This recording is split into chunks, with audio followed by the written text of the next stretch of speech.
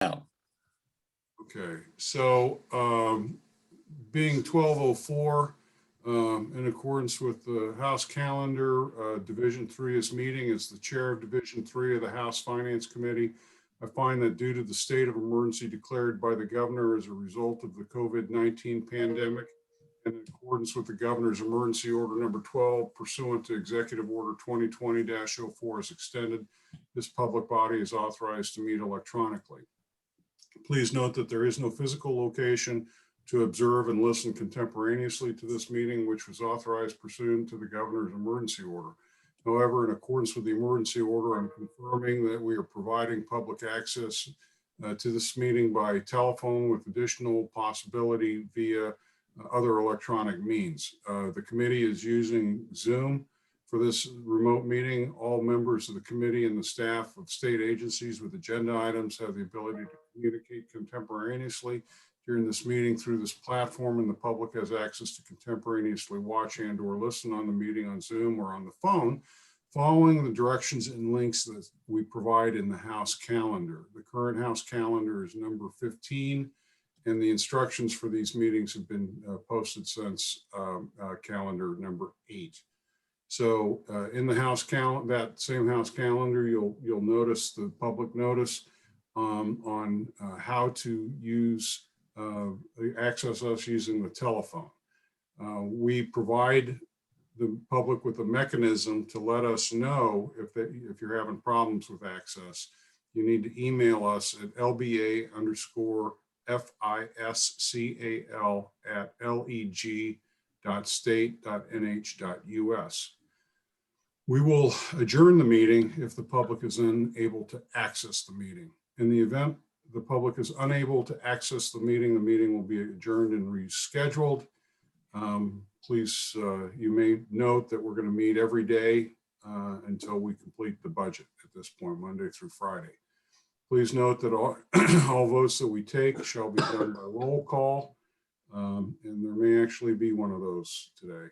So let's start the meeting by taking a roll call attendance as the member says that they're here. If you'll let us know who else is can overhear you so that we know what's going on under right to know.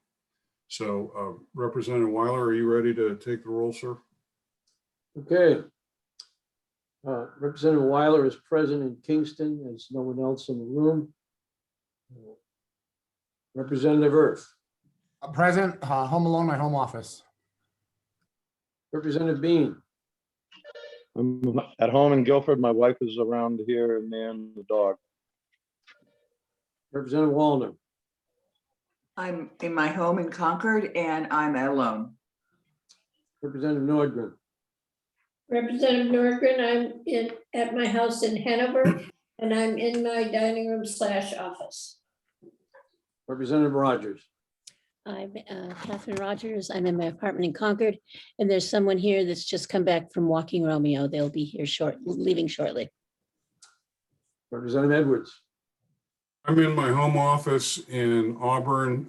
I have family in the house, but the office door is closed. All members are present. All right. Yeah. So this meeting was noticed in the House calendar. The focus we're going to put on it today is really walking through House Bill 2. Even though we've had people come and talk to us about their House Bill 2 proposals, we've never done any level setting between the committee members. And so given that we intend to break at 2:30 because we have committee members with other obligations this afternoon, we don't really have time to get into the details of each of the items.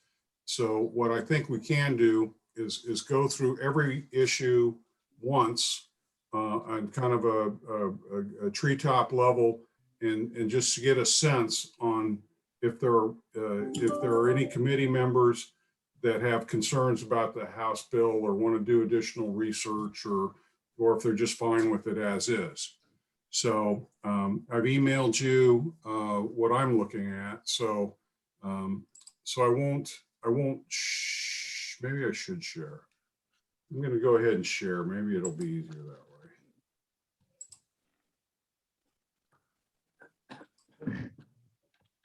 Okay, I think I'm sharing, because I can't tell which document I'm sharing. I think I'm sharing one that says House Bill 2 list. Is that what's there, and is it big enough? Should I make it bigger? It's big enough. It starts with number 20. It's in the index. Yes, sir. Okay. All right. So again, I don't think the purpose of this is really to decide anything, but just to get a sense from the committee on if you have issues with it. So when I come to one of them, what I'm going to ask you to do is to raise your hand if you have a possible amendment, or you know something that we need to know. And if you're just generally okay with the House Bill 2 as it's described, you don't have to raise your hand. That way we can keep going. But anyone who raises their hand will have an opportunity to speak a little bit about what they think about the section. So let's give this a try. I will start out with section 20, the sale of the Lakes Region facility. There was a proposal in there, and I don't know the history on the Laconia State Park area, or whatever it's technically called, but I do know that Senator French is working on an amendment to that particular section, and I don't even know what he intends to do, but I know that he's coordinating with the state reps in that area, and that's everything I know. Representative Wallner? I think this is section 19. You probably, maybe you were using the draft. Guilty as charged. I used the draft. I was just looking at the, trying to look at the sections. And this is the Laconia State School facility. And I think this has been in here for a while. Yeah. Am I right, Kevin? I think it has been. I'm not sure if Division 1 has acted on that section yet or not. Okay, so Mr. Williams had yellow highlighted it as a DHHS issue. You think it's a Division 2 issue? I think it was originally assigned to Division 1. Let me just take a look. Yes, Division 1 has that one. Yeah. So we can just keep going then, I think. So Representative Wallner, based on that, I'm going to assume that every one of my numbers is one too high, and I'll correct them. And if you'll correct me if I do one wrong, I'd appreciate it. Did you have a follow-up, ma'am? No, that one was easy, wasn't it? We gave it to Division 1. Yeah, I like that. An action passed is an action completed. Okay, so this next one was related to quarterly reports from the commissioner, and I didn't see an issue, and so I was just curious if DHHS is going to object to it, or if there's any resistance on this one. Representative Wallner, you have your hand up. I think that this one's been with us for a while in past budgets also. So this has just become standard boilerplate? Yeah, and Am I right? frequently ignored. Ignored? I mean, they don't always do quarterly reports, even though we've told them to. So is there any reason for us to want to modify it in any way? To start penalizing them $10,000 a quarter, or are we okay? Won't do any good. Are we okay with the language as is? Yep, maybe they'll listen this time. You do have, well, Karen Go had ahead. her hand raised in the audience, but I think she lowered it. Representative Wallner, your hand is still up. Do you have a follow-up? Nope, I'm putting it down, sorry. No problem. So I'm going to move on with that with the summary note that this is a boilerplate, and we're okay with the language. If you change your minds later, reach out and let me know. So the next one is section 21, I believe, Department of HHS unfunded positions, and it says authorization discussion. Does anyone have comments on this one? Yes. Two hands. Let's go. I think you went first, Representative Irf. What do you have to say, sir? I was just gonna say, we might want to look at that one. I really hadn't delved into it too deeply, but Okay, so at this point, you're just saying we just need to look at it. You don't have a position on it? I don't yet have, I had actually, honestly, have not been through this yet. I probably should have, but. All right. No sweat. Representative Weiler, your hand is up, sir. Yes, because of all the money that has got to come out of this budget, I don't think we should remove this. Or I don't think we should accept this because it just says go on and do the hiring. They can't find the people. They've had such rapid expansion. There's more expansion than the budget can sustain. And I think we need to do something, and this might be the place to say, you know, freeze the hiring or don't fill the unfunded positions.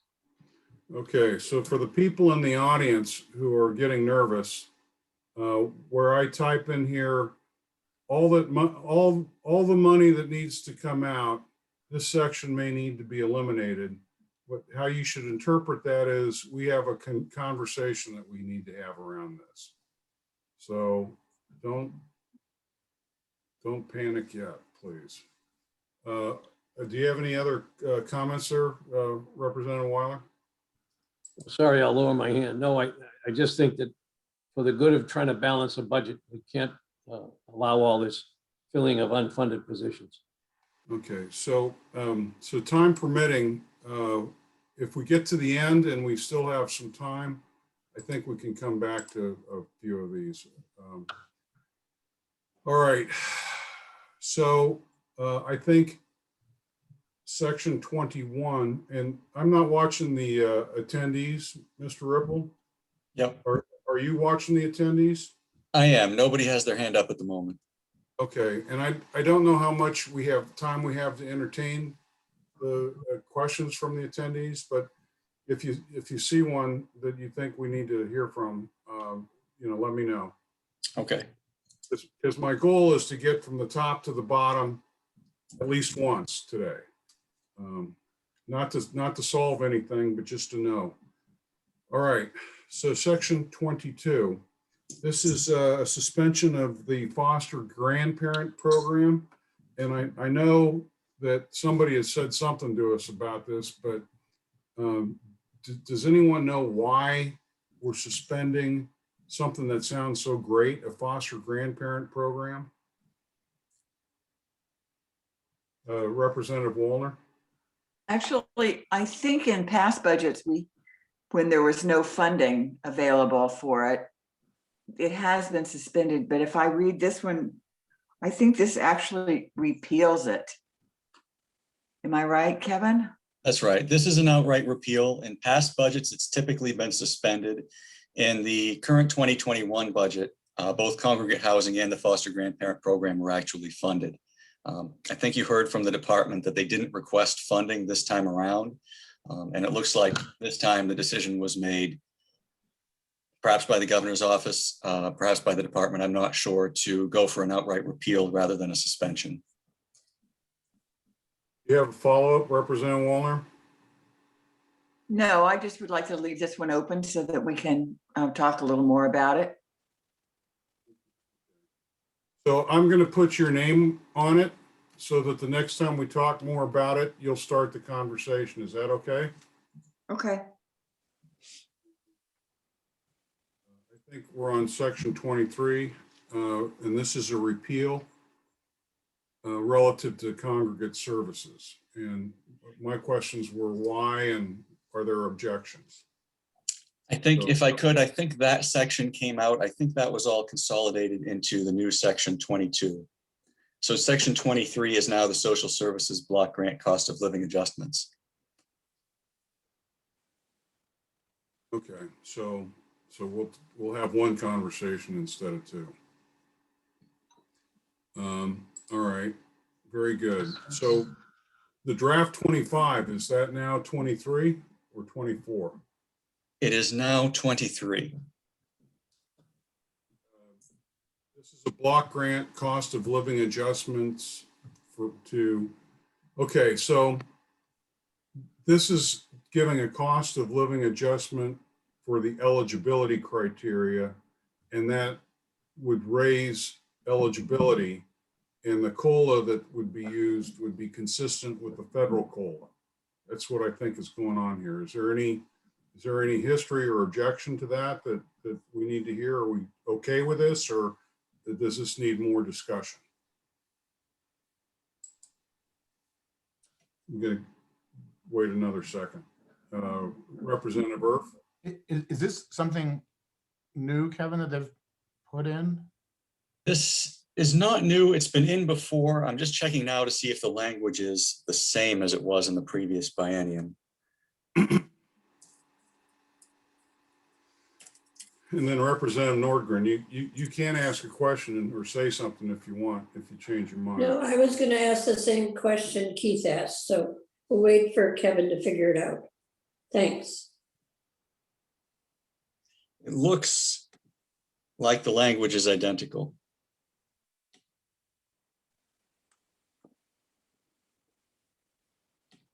You have a follow-up there, Representative Erf? So I guess I'm just wondering, so why would it be an HB? Is this essentially giving raises to certain, raises is the wrong word, but increased eligibility amounts? This is one that I would actually ask somebody from the department to come in and explain this if they're willing. I'm not sure if John, okay, let's see. So Got John Williams in the audience. Do you want me to bring him in? No, sir. And just to remember what we're trying to do today, we're just trying to drag a comb through this so that we know which ones are okay and which ones we have to work on later. And I think we've already heard enough that says we want to come back to this when we have time. Okay. So, but I will say that we'll come back and Mr. Williams can lead that conversation once we get started, okay? All right, so the 26, I think, becomes 24. 24. And this is about county reimbursement of funds, limitations on payments. Representative Erf, I imagine you have things to say about this. Definitely to keep this one open, yes. So I had asked the question in my notes, how do these numbers change based on our conversations? So next time we come back and we spend time about this, will you be ready to do kind of a presentation on this section with your recommendation of keeping or changing the language, please? Sure.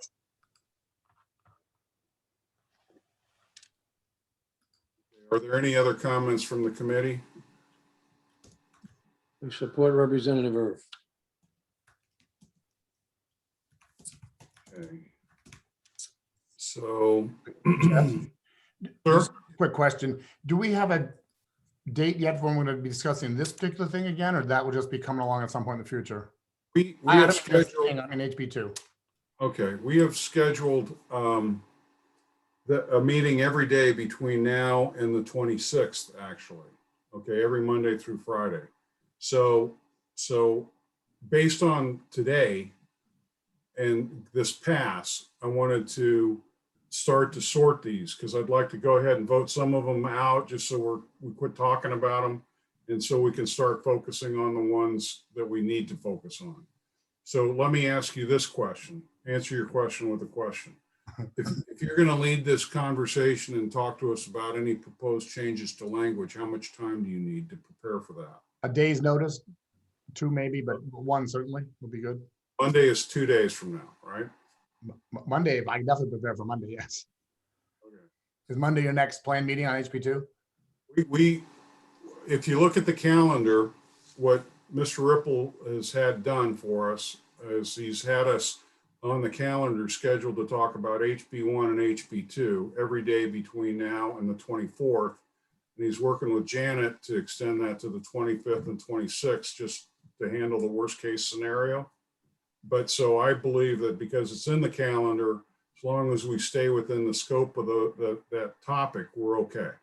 Is that correct, Mr. Ripple? Is that your interpretation? It is. I'm not sure that Monday's meeting specifically says House Bill 1 and 2, but as long as it's a division work session and it's noticed in the calendar, I think you're covered. Just so All I'm right. clear, is your plan to take up HB2 again on Monday? Is that what you're thinking? I'm not thinking anything, except I want to get all the way through this list so that I know what we have on our But plate. then you will let us know. Is that accurate? At some point? Yes, Okay, thanks. yes. All right.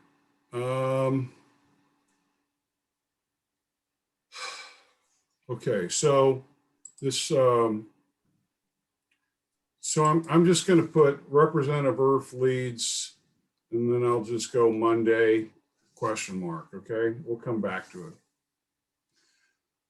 So this 27 becomes 25, prospective repeal regarding eligibility of services, that's extended. And I went to go try to do some work on this to figure out what the heck this was. And I couldn't follow these citations. I don't know what we're amending, what we're extending. I have no clue what's inside of this one. I can provide some background on that one if you'd like. Please. This relates to access to the state's mental health system. And some language was put in place back in 2011 that restricted access to treatment and other services based on the availability of appropriations. And there was some whole language around that. That language was originally intended to be repealed on July 1st of 2013. And it's for cost-saving reasons, it's been extended every biennium since, and this would do the same. So this has achieved boilerplate status. It has by now, yes. So if we wanted to reduce boilerplate and put this in some RSA where it belongs, do we need different language? The RSA is currently in place. What you have is a prospective repeal that ends up getting pushed out 2 years every biennium. So would the HB2 move just be a repeal instead of another? The current language extends the repeal date by 2 years. So if you were to look up the statute online, you would see the existing language. You would see that that's repealed effective, I think, July 1st, 2021 now. And you would see the revised language that's set to replace it. All this section does is extend that repeal out yet another 2 years. Okay, so I'm not communicating very well, or I'm just confusing myself a little bit. Okay. Rather than having every budget carry a boilerplate item in it, why don't we just do it once and not have to do this section every 2 years? Oh, I see. What language would we need to use in section 25 to get rid of this issue on a permanent basis instead of kicking it down the road 2 years? I think if the committee wanted to do that, you would just remove the prospective repeal altogether. So we'll discuss that, but I'd like to have us make a decision if we just want to kick the can again.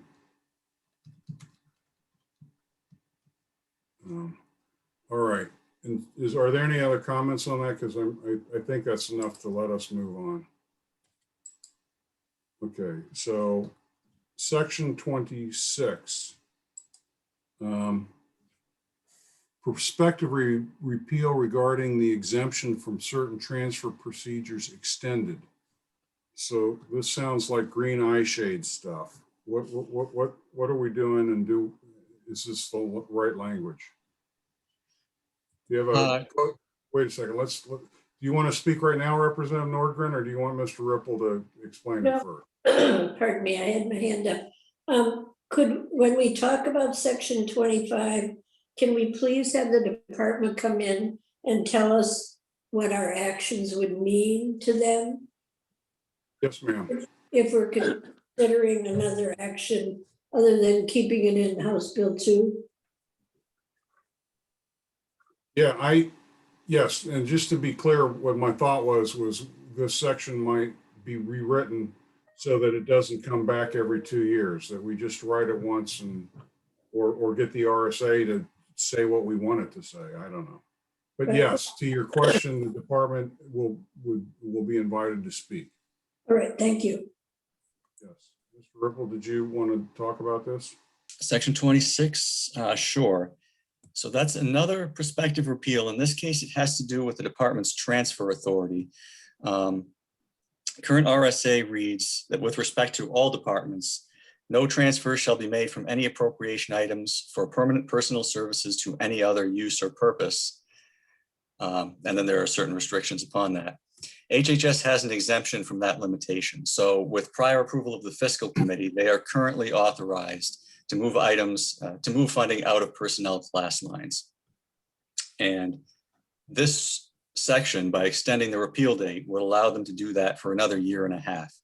I'm not entirely sure why this is extended until January 1st instead of the end of the biennium, but that's something that perhaps the governor's office could speak to at a later date if he wanted.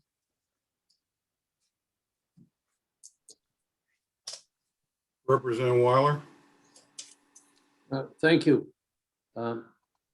Most agencies are not allowed to move money from a personnel or employee pay line to somewhere else, because many of them were using that gimmick years ago. When somebody would retire, they'd spend the money on something else rather than leave it in there, which was the design to, in order to fill up the money for the retirement system.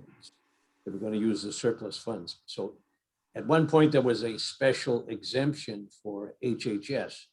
And then I guess that we decided that that would be suspended for a while. So it was kind of a special deal that was given to HHS, but I don't think it's appropriate for them to still have it. So your recommendation would be to not include section 26 again? That's right. And then it will revert to the common language for all the other agencies. They can't use personnel funds for anything else. So I assume Ms. Rounds is listening. The next time we talk about this, the department can certainly speak up on what the impact she thinks that would have, or whoever she thinks needs to talk on that. I don't want to do it today. Are there any other comments on this, Representative Wallner or Nordgren? You've seen this line item for a while. Do you have anything you want to add? Representative Wallner? No, I just think it would be important that the department be able to come up and comment when we could come back to it, because I think they have specific reasons why they need these footnotes or HB2 sections. Yes, ma'am. I think I'd also be curious if we've ever had a performance audit to suggest that this authority has been abused or is just bad auditing practice. Who would be able to speak to the if there's anything in an audit finding anywhere on this? I'm not aware of any audit findings on it. I can, again, I think I'd have to check with the department on that. I'm not either. I think you're kind of a walking encyclopedia, sir, on our audits. So. I read them all. Yep. Okay, so I believe the next one is the section 27, and what this seems to be adding is that revenue from the Medicaid enhancement tax is going to be used to meet the requirements of RSA 167-64. And so I put a link to that RSA, and I just am curious, do we have any concerns or issues about that? I look to the more senior members of the committee who maybe have been following the funding of the Granite State Advantage over the years, the 3-4 years. You know, that Medicaid enhancement tax has always been used to help cover the bills for the nursing homes. So, but I haven't looked up that law. So why don't I just say we're going to have further discussion on that? Okay, And I think the issue that you're suggesting is this diverting money from the nursing care yeah. programs? And then Representative Wallner, you recognized? When we go back to this one, I think it would be good to have Mr. Lipman here to explain it. I think this gets pretty complicated. So I would want to make sure that he was here to give us the correct way of interpreting what this language does. I think that's wise. I'm trying to think through the notice rules, the rules that we have on notice. Our House calendar, I think, gives us some flexibility. What I'm thinking of doing is once we get through this, scheduling these items on various days in a sort of an informal way to invite the department. Does that work, Mr. Ripple? Or do we need to wait for a formal calendar notice to invite certain members of the department in? You don't need to wait for a formal calendar notice. I think the notices that exist in the calendar going forward that just say work session, budget work session, or House Bill 1 and 2 work session are sufficient. The only thing I would point out is that sorry to go off topic slightly here, but I took a look at the calendar for Monday, and it doesn't explicitly say work session, and it doesn't explicitly say House Bill 1 and 2. So I'm emailing the clerk now for his opinion on whether he thinks you can talk about House Bill 2 on Monday. From my perspective, there's no problem. I'm sure the committee's done it before in similar circumstances, but I can ask the clerk if you'd like. Please do. I certainly don't want to abuse our public notifications. I think that's Article 38 of our Constitution, to be continuously transparent to the public, and I want to do that. So. Okay. But I do want us to finish on time. Yep. Representative Weiler? Just a quick comment on the Medicaid enhancement tax. I think I was the author of it 18 years ago or something like that. So what we did was we put a tax on all the hospital's earnings. And then we turned around and gave the money back to them. And then the feds matched the money we gave to them, even though it was theirs originally anyway. So, and then through the history of it, there were some years where we didn't give everything back and they sued us. But because of the match that we were using to give them money, it was Medicaid money. And if they didn't have enough Medicaid patients, then they didn't get everything back that we had charged them. So it was kind of a controversial thing, but it was a dodge to get more Medicaid money. Thank you. I just, for the record, I think what you said, it was a legal dodge. Of course. So, all right. All right. So, because Mr. Lipman is so busy, if the department could come back to us and tell us which of these work sessions works best for him, the very next one he can make work would be perfect. John Williams does have his hand raised in the audience, if you'd like me to bring him in. Yes, and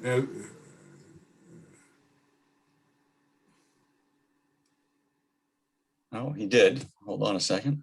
I just want to remind people that the goal today is not to solve anything. It's just to identify, do a triage to figure out what we need to do with these. And Mr. Chair, good afternoon, and members of House Finance Division 3. This is John Williams, the Director of Legislative Affairs. And I just wanted to make the committee aware that Ms. Rounds and myself have coordinated to having several department folks available to you today to hopefully be able to answer some of the questions you are raising. And I believe currently on this call is Director Henry Lippman. So if you do have questions, it's certainly, as long as you feel comfortable that this has been appropriately calendared, and we certainly are doing a walkthrough of HB2 right now, we could certainly answer many of your questions, either after you do your initial walkthrough or coming back through again. But we are committed here to be a resource to you and the committee. I appreciate that, and I want to accomplish the objective of getting through everything once to get a triage on it, because as a committee, we've not talked to one another yet about any of these things. And so this is the first time that we've had a chance to talk to each other.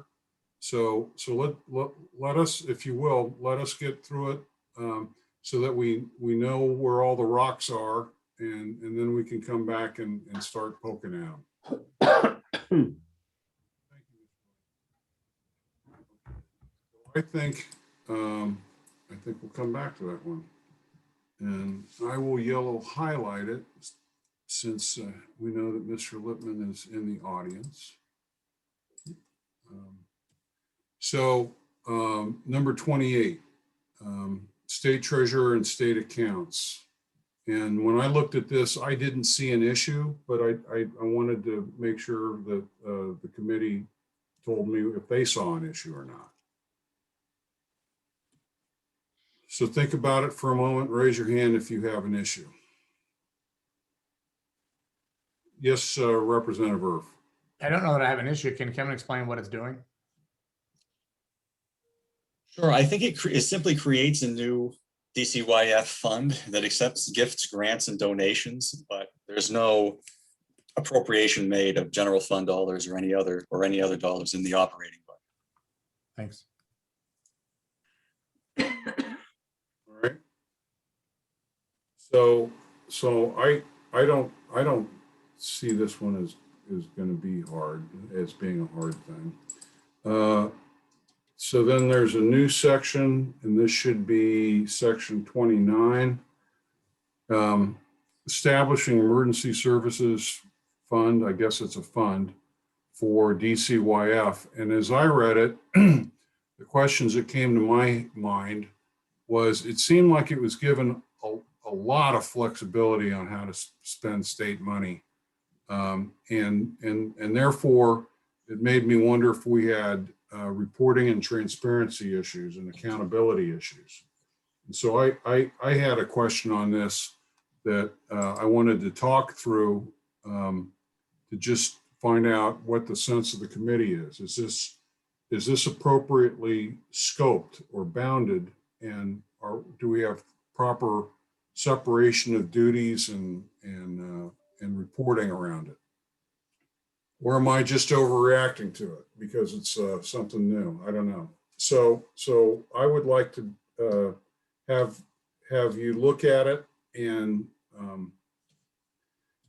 I'll come back to it when we can schedule it. But I'd like to know what people think about whether the scope is too loose and if we've got the proper controls. All right. So, does anyone have any comment now before I go to the next section? Okay. Parental reimbursement. And so I think my only question is, what is the impact of this? Mr. Ripple, I'm putting you on the spot. Parental reimbursement. And this is one that I think you would want the department to come in and offer an explanation of precisely what it does and why they need it. I'm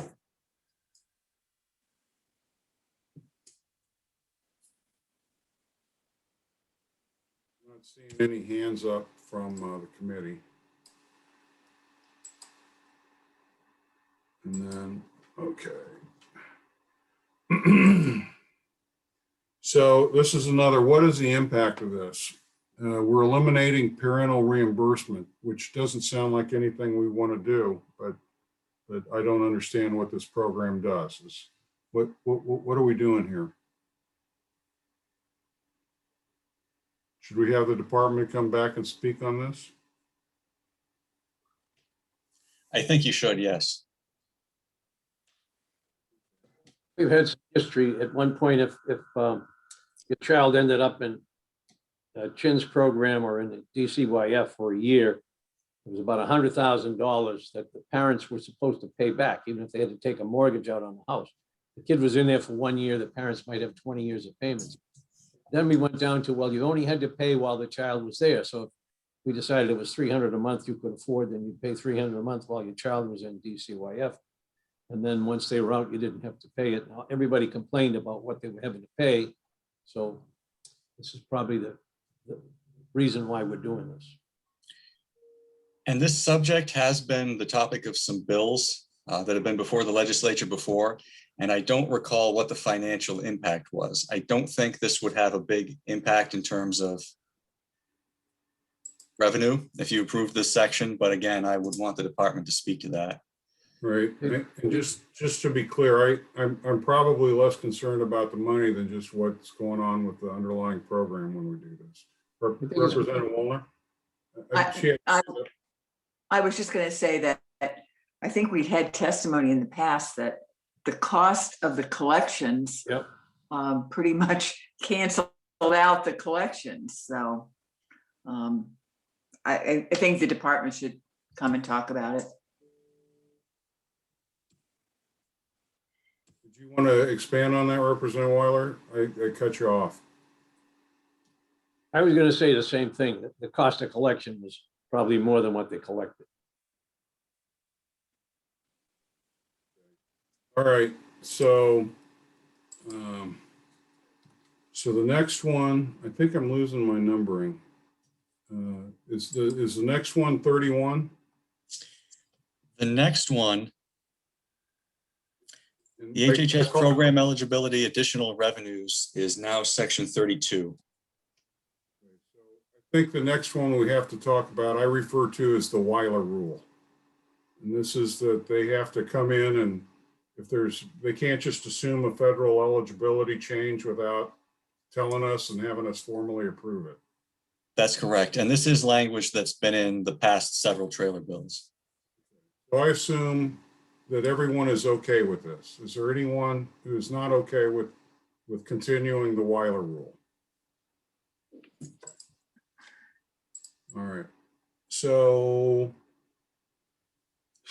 the next one, and again, I'm messing up my numbers, I'm sure I am. So DHHS excess revenue from federal match programs, I read it, it sounded reasonable to me. Is it reasonable? Does anyone find it unreasonable somehow? If I could, the only comment I would make about this, and I see that Karen has her hand raised in the audience, is when you discussed this the last time when we went through House Bill 2 briefly, I think the governor's office mentioned that they might want to suggest some alternative language. Oh, when are they going to do that? I'm not sure. I can follow up though. Let's let Ms. Rounds speak in case she knows something. Okay. Hi, thank you. Yes, I am working with the governor's office on alternative language, and I should have that completed this weekend. So I hope to have that to you early next week. That's fantastic, because it's going to get cold again this weekend, and you don't want to be outside. True story. Cold and windy. Okay. Do you have anything else to say, Ms. Rounds? I think I captured it. Not on that item, nope. Okay, thank you, ma'am. So help me get back on my numbering schema, Mr. Ripple. What is the services for developmentally disabled? What section number is that? Well, I think there are some sections in between now. Oh, no. I think there's a section, that one may have come out entirely because I don't see it in the, yeah, I don't see that in the trailer bill. The next section that I have, the section that you just reviewed, the excess revenue from federal match programs is 33. And the next is reproductive health facilities, section 34. And so that is number 34. And on this one, I know that there's a proposed language coming to replace what's in 34. But I've not seen the language, and I don't know how big a deal it's going to be. But we're going to have to talk about this in detail, I'm sure. So unless somebody wants to say something, I'm ready to move to the next one. Okay, so I'm thinking it's the appropriation for Alvarez and Martinell. Anyways, the A&M study. And what number is that? 35. So when I looked at this, I'm just thinking, hey, I can't put $10 million in there until I see what they're saying. And because they may have said something brilliant or something that nobody really agrees with. If we just put the money in there and say we're going to implement their findings, it seems to me like we're giving up our role as a legislator to a contractor. And I don't care to do that. So I have a heavy bias to just stripping, maybe keeping the line of the section in there and taking it down to $1 or something, so that, you know, if the Senate wants to add it back because they've read the report, or the fiscal committee in a year, you know, wants to transfer money, that there's an account there. But my bias on this is $1 and not 10 million, or even less than $1 if we don't need the language. So Representative Weiler, do you have a comment, sir? Your hand is up and you're on mute. If you hit the control bar, or the space bar, you can. Thanks. I don't think it's so much to pay for the study itself. It's pretty heavy money to pay for a study, but I think it's to pay for the recommendations as a result of the study. Thanks. Yes, sir, I agree. And that's what I'm saying. $10 million to implement recommendations we've not even read just doesn't seem reasonable. Do you agree or disagree, sir? I agree. Okay, Representative Wallner? Well, we did get last night. Unfortunately, I need a magnifying glass to read it. We did get from Karen Rounds, we did get where the funds would go, what the funds would do. I agree. I would like to see the report. I would like to see what it does, but we do have this breakdown from her, which does designate where these funds would go. And I think I would at least like to, next week when we have the department here, I'd like to hear more about this, and hopefully the report will come soon. Okay, so I'm going to say that we want the department to come back and brief us when the report is available. And my position is that I can't approve any money until I've read the report or have had an opportunity to. So that's just me, and we'll end up talking and voting at some point. Representative Nordgren. Yes, I was going to ask Mary Jane's question, but I also am discouraged that we are in this middle of this process and we have yet to see the report. So I hope that would be forthcoming pretty quick. Thanks. Yes, ma'am. I think we share a perspective there, and based on what we heard from Senator Clegg Wednesday afternoon, there's a couple of other reports I think we should ask for, and ask for all three at once, because they seem to all have the same general impact area, and I'd like to see the whole picture. So Mr. Ripple, could you make that a request over to the department that we want all three reports? Sure. Thank you, sir. Representative Wallner, your hand is up. Oh, are we on 36 yet? We're on Health and Human Services suspension of catastrophic aid payments to hospitals. Is that 36? Yes. Yeah. Okay, well, so why do we want to suspend catastrophic aid? Why is this a good thing? Well, I mean, I think that we don't want, I mean, I wouldn't want I wouldn't want to take this section out. I'd want to retain this section. You know, there's the possibility that at some point we may be able to fund catastrophic aid. So I don't think we want, I wouldn't want to take this section out. So I'm putting in my note that Representative Wallner wants retain and discussion on it, and we'll do Yes. that. Perfect. Are there any other comments or questions at this point? I'm not seeing any. So I'm going to assume the next one is 37. Appropriation. DHHS services and supports for mental health and social isolation.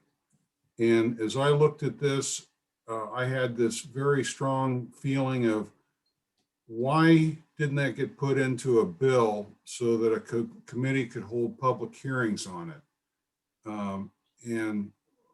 Or alternatively, it read like something for which we should already have a current program that the money could go against. And so why are we using an HB2 section to do something that should either already be flexible in the law or should have been a committee bill instead of HB2?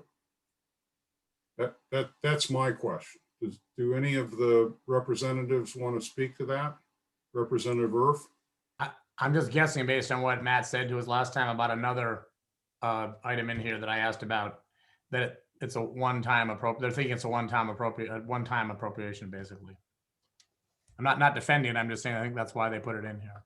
Okay, so you think this is the governor's office and then it may be a one-time thing.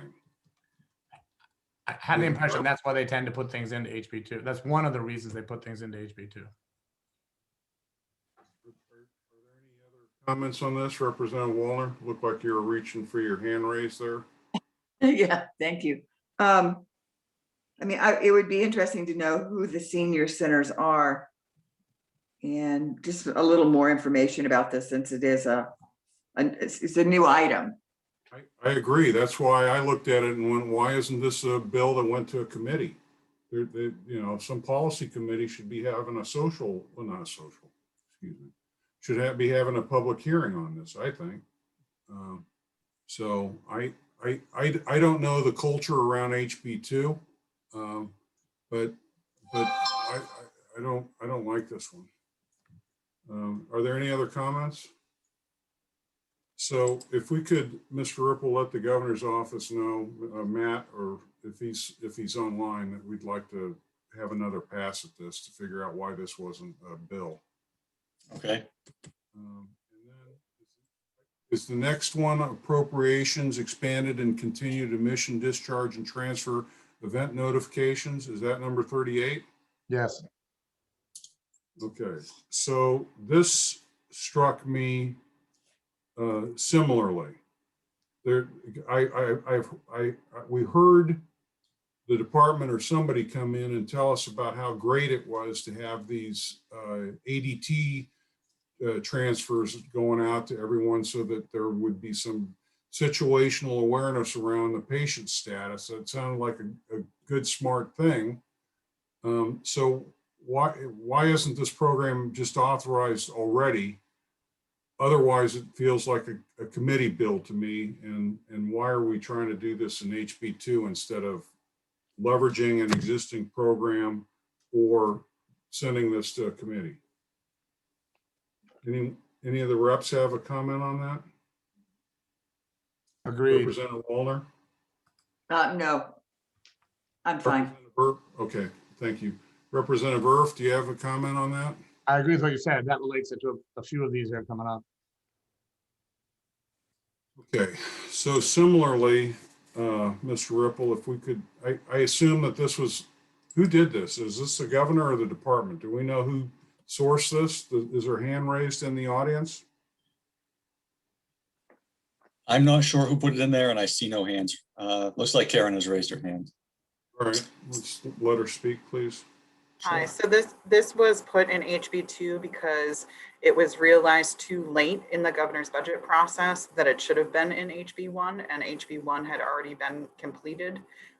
So this appropriation, I agree, should be in HB1, but they put it in HB2 because it was too late to get it into HB1. In HB2, HB1. Oh my gosh, I'm saying all the wrong words. No, It was that's all right. too late to get it in the regular budget. There we go. You're speaking my language using the words you just did. But okay. If we were to just put it into the budget as part of the Division 3 amendment to HB1, can we just drop this HB2 section because it really becomes irrelevant? Yes, yes, and it would go into the Bureau of Information Services. So you'll help us with a little note on that so that we don't lose it? I can Please. do that. Would you like me to submit a change request for it for HB1? No, that's up to you and Mr. Ripple. Okay. Whatever mechanics you want to implement there, you know how to work. Okay, Kevin, I'll get you the information. Okay. Just a quick question on that, Jess. Is it intended to be 1 year or is it intended to be ongoing? Sounds to me like it's a good ongoing program.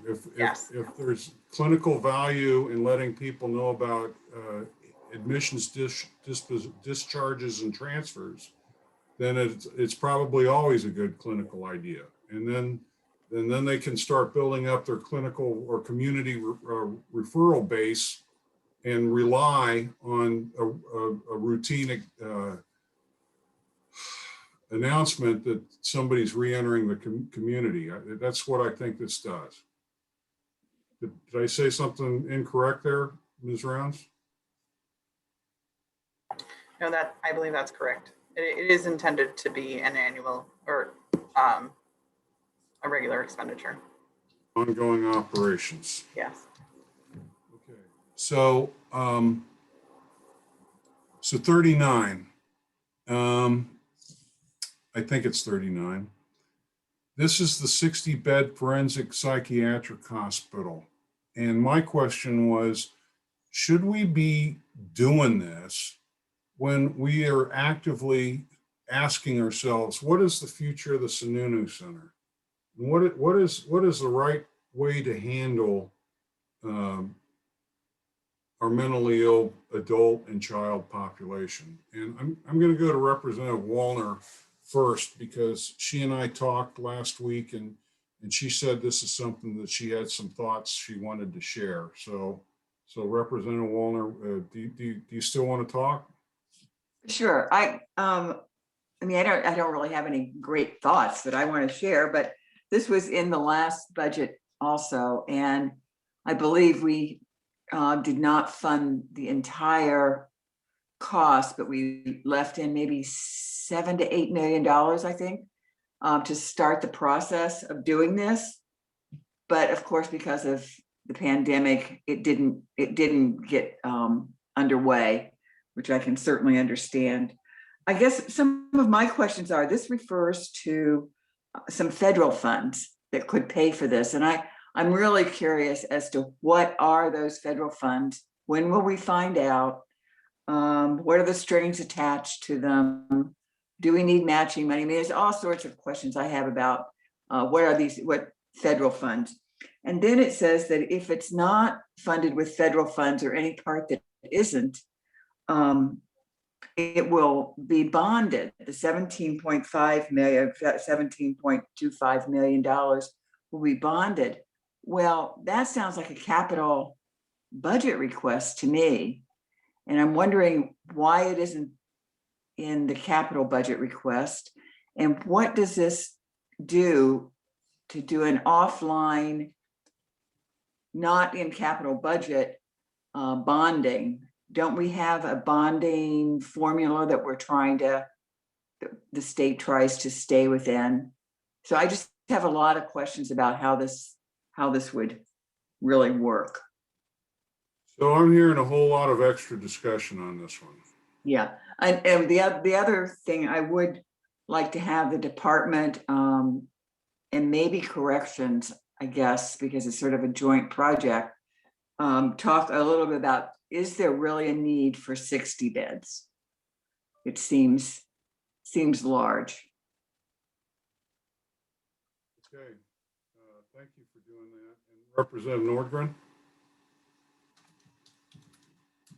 Yeah, thank you. I had similar questions to Mary Jane, and I just would like to bring up again the whole issue of why this is in the capital budget. There are limits for us set by the Treasury about our capital budget. And I'm just wondering if that's why this is outside the capital budget, but we can get all those answers as we put the package together to ask them. Thank you. Yes, ma'am. Representative Waller, your hand is still up. Did you have follow-up? Oh, no, just forgot to lower it. Thank you. Are there any other comments about this section? Mr. Ripple, you got any thoughts for us to share, or do you think we're kind of on top of this one? I have no thoughts, except I believe the department has answered some of those questions in their responses, but I need to figure out which number that is. And once I find that, I'll email it back out to you. All right.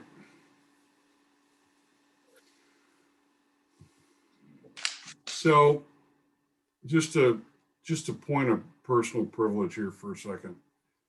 Because I have never gone through this process before, I didn't really know what to expect. And as a result, I don't have a particularly great filing system to keep track of questions and the responses that go with them. And the general way in which I get things is by email, which helps as long as, you know, I can do searches on the email later, but Microsoft Office isn't a great email system for even doing that.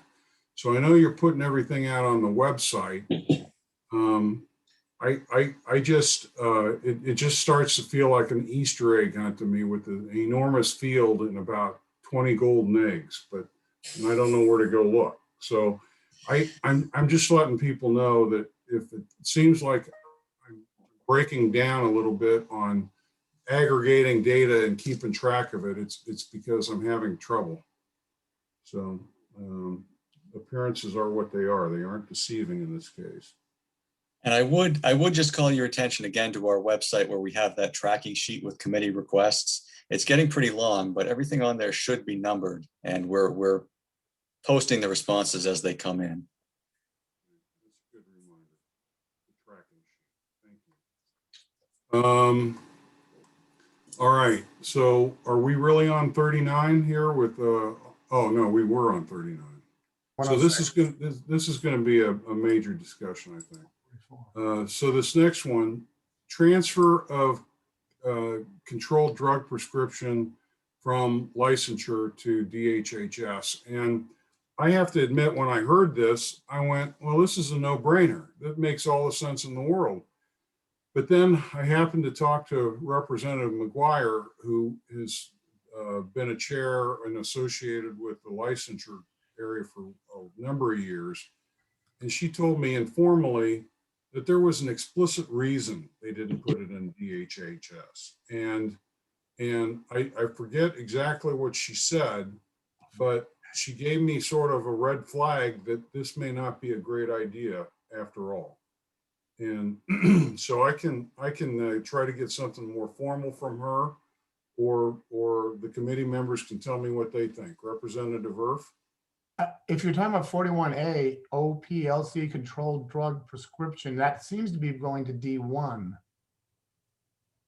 No, I'm trying to talk about what may be number section 40, transfer of the controlled Drug- 40 is military affairs. Yeah, no, I think it's right after that. You got to skip that one. Yeah, skip to- that one and skip the next one. Well, the next one is new subdivision controlled drug prescription health and safety program. That also goes to D1 according to the index.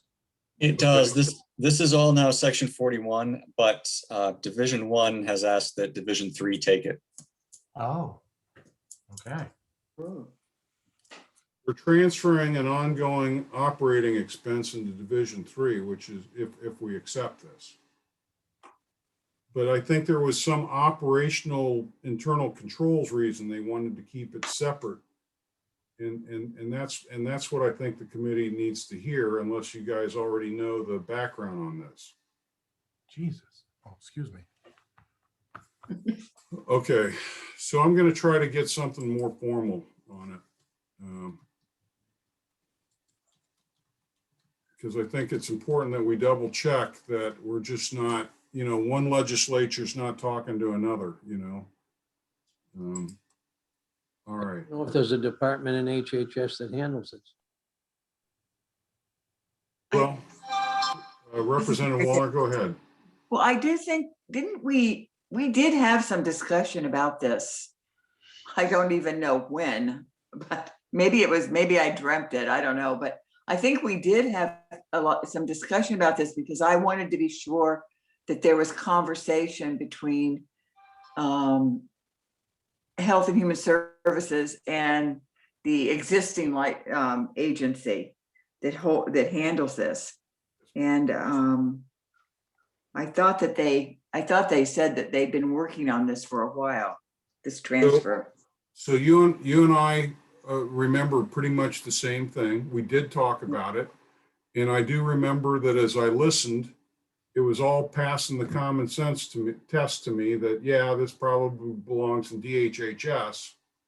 And what I'm trying to say is that after we had that explanation from the department, I found myself talking to Representative Carol McGuire, who I think you know, and she has kind of an encyclopedic knowledge of the history of a lot of these things.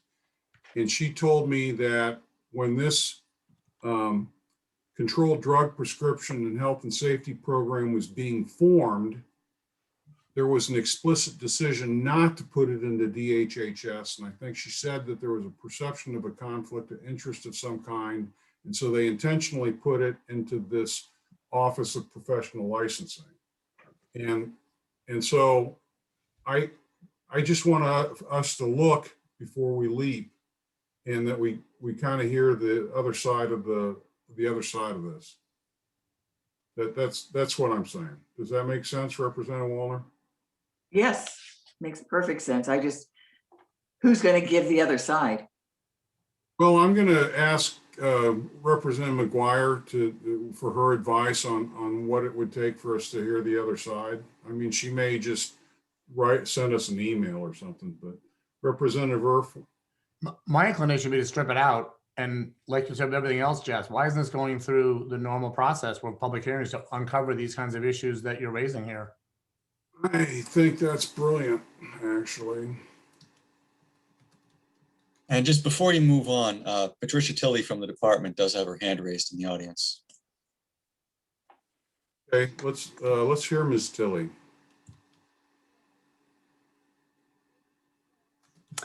Good afternoon. Thank you, Representative Edwards. I just wanted to note that we will be talking about this in some more detail on Monday when we finish the Division of Public Health Services walkthrough of our budget. And so we can be prepared to provide more detailed information then. And we're happy to answer any additional questions that you might have at that time or be prepared for. Thank you. Oh, thank you. And we intend to have Lindsay Courtney from the Office of Professional Licensure also joining us in as well, so that you can ask her questions at the same time, so you can have both of us together. Okay, I really appreciate that. And there's the saying that goes something like, there are no solutions, there are only trade-offs. And if there are disadvantages to moving it, I'd like to know what those disadvantages are, even if on the net, it's still worth moving. Does that make sense? Thank you. Yes. All right. Thank you. Representative Walner, your hand is up, ma'am. Oh, sorry. I just keep forgetting to put it down.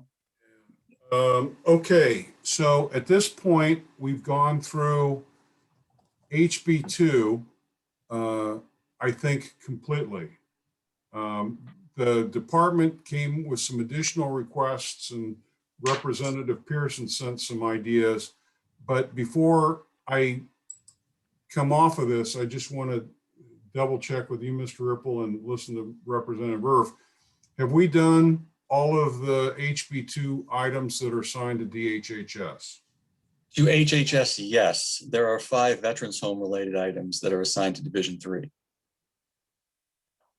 Okay, so we're not talking about those, but we've not heard the veterans home and hearing yet either. So That's right. if you could ask them to do a twofer, is that possible to where when we're talking about their budget, they talk about their HB2 items? I have already asked them to talk about that, yes. Thank you. Representative Irf, you had your hand up, sir. I took it down. Kevin answered my questions. Thank you. Okay, so the next thing you're going to see, if you look at what I emailed you, or if you're looking at the shared screen, is you're looking at a cut and paste from Mr. Williams' note to us when he came in and briefed us one day. And so I just want, like I said, we haven't had a conversation with one another as a committee. So I wanted to be able to do that today to see how we are. The first one is a footnote in House Bill 1. And Representative Wallner the other day was giving me a little education about when a footnote is appropriate and when an HB2 section is more appropriate. And so thank you for that, Representative Wallner. And I would like to ask you, Mr. Ripple, to just give us a reminder or a tutorial on what are the uses and limits of a footnote in HB1 and then therefore what should be going in an HB2. Well, generally speaking, the HB1 footnotes apply only to the use of money. They don't make policy, and they also apply only to the biennium in question. They don't extend beyond that. Taking a look at the proposed language here, my instinct is that it should probably be in House Bill 2 instead, because it states that the fund shall be continually appropriated and non-lapsing. So they would be non-lapsing beyond the current biennium.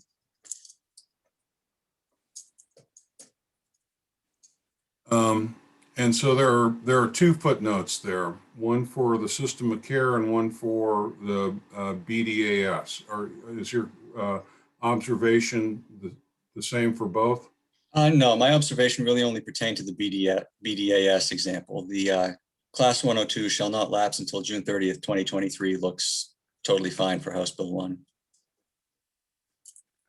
Okay, so are there any comments from the committee? Because what I think I'm about to suggest is that the department convert that first footnote into proposed HB2 language, and that we not carry it as a footnote in HB1.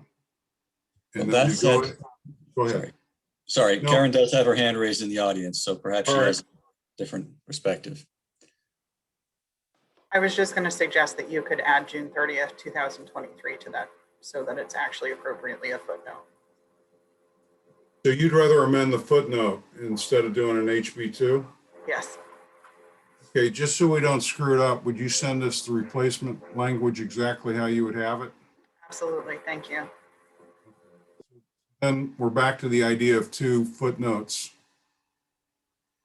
And are there any comments from the committee? Representative Wallner, I think you're trying to get your hand up, so No, I'm fine. I thought I had started to notice what it looks like when you're trying to find your button. All right. So these will be replacement language from department. And then we're going to go otherwise okay as HB1 footnotes. All right, so now we're into HB2 language again.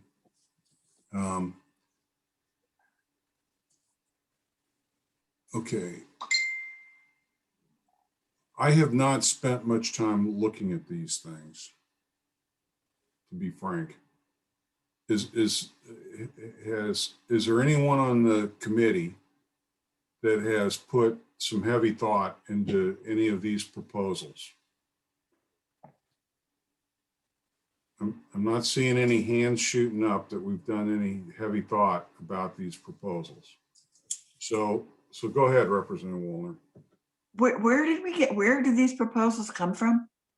Mr. Williams and the department came in, oh gosh, it's probably been 2 weeks ago, maybe 2.5 weeks ago, and said that these were some HB2 items that didn't get into the HB2 process, but that the department wanted us to look at it in this period of time and determine if we could put it into our version of HB2 or not.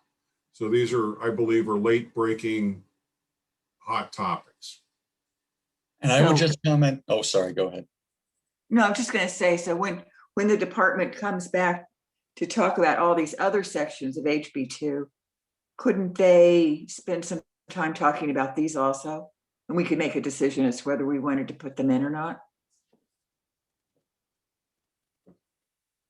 Did you get a chance to say what you wanted to, Mr. Ripple? I was just going to comment that the first one is boilerplate that's been in place for many years, and it was inadvertently left out, I believe, of House Bill 2. So that's why they're proposing it. And also they would propose, rather than repealing only the indirect graduate medical education, doing the direct and indirect. And actually, as I read this now, this is another instance where typically it's been a suspension, but the proposal here is for a repeal. So it's not quite boilerplate. Okay, so if the department thinks this is easy to deal with by just sending us an email about this particular language, maybe that'll help just close this. You took a deep breath. Is that going to work? Just ask the department to follow up with an email on what they think we ought to do with this. Yep, I think that should be fine. Representative Irf. I just have a process question. Where do I find the footnotes? I know I can see them in your document, but where are they?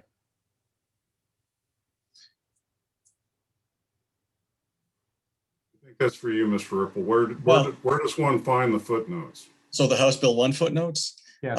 Well, I think the proposed footnote isn't currently in there, so you wouldn't see that. However, some accounting units do have class notes or footnotes in the operating budget. If you're looking at the PDF version. Yeah. They'll Actually on any particular page or at the end or? Just associated with a particular accounting unit. At the bottom of that accounting unit, you'll see a footnote. So they could be anywhere. Yes. Tough to pick out. They can be, yep. Okay. All right, thank you. Okay, so, Representative Weiler, please. The big changes to the 529 program, I put in a amendment, but anyway, it took money out of the fidelity payment for the 529 program, which is up to almost 18 million. We've been usually passing out about 10 or 12. So a lot of that money was grabbed for the governor's scholarship plans, and this particular area might be part of that. If you want to look at page 68 and see the changes to the 529 program, it kind of allows some scholarships for medical training, and as well as the restorative medical thing at the mill yard. So it took the extra money out of the fidelity and put it in this different commission in this governor's scholarship program. So if that's the case, a lot of the money that came out of general funds for scholarships, which I think this was, can come out of that fidelity money, which is not appropriated, except from the 529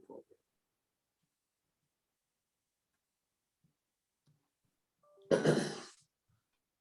Thank you. Do you have a follow-up to that, sir? Your hand is still up. I don't want to leave without you finishing. Got it.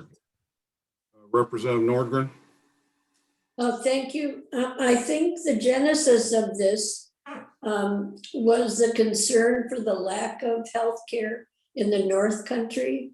And I think the recipients of this were students and care providers who went to the North Country in particular and then received this aid. Thanks. Thank you. Representative Earp? So Kevin, is it possible to get a list of all the footnotes? Because when you look at the spreadsheet, obviously I don't see footnotes. And I just searched for footnote in the HB1 and all it went to was the last section, the proposed budget sections. And clearly in these footnotes, you could hide all kinds of things. I mean, hide is probably the wrong word. You could include all kinds of things. Yeah, they might be called class notes instead, but I can get you a list, sure. Thank you. So as I look at this, I just generally wonder why we're reducing our support for graduate medical education when we have workforce shortages, but there must be a brilliant reason for that. We'll schedule another conversation around this.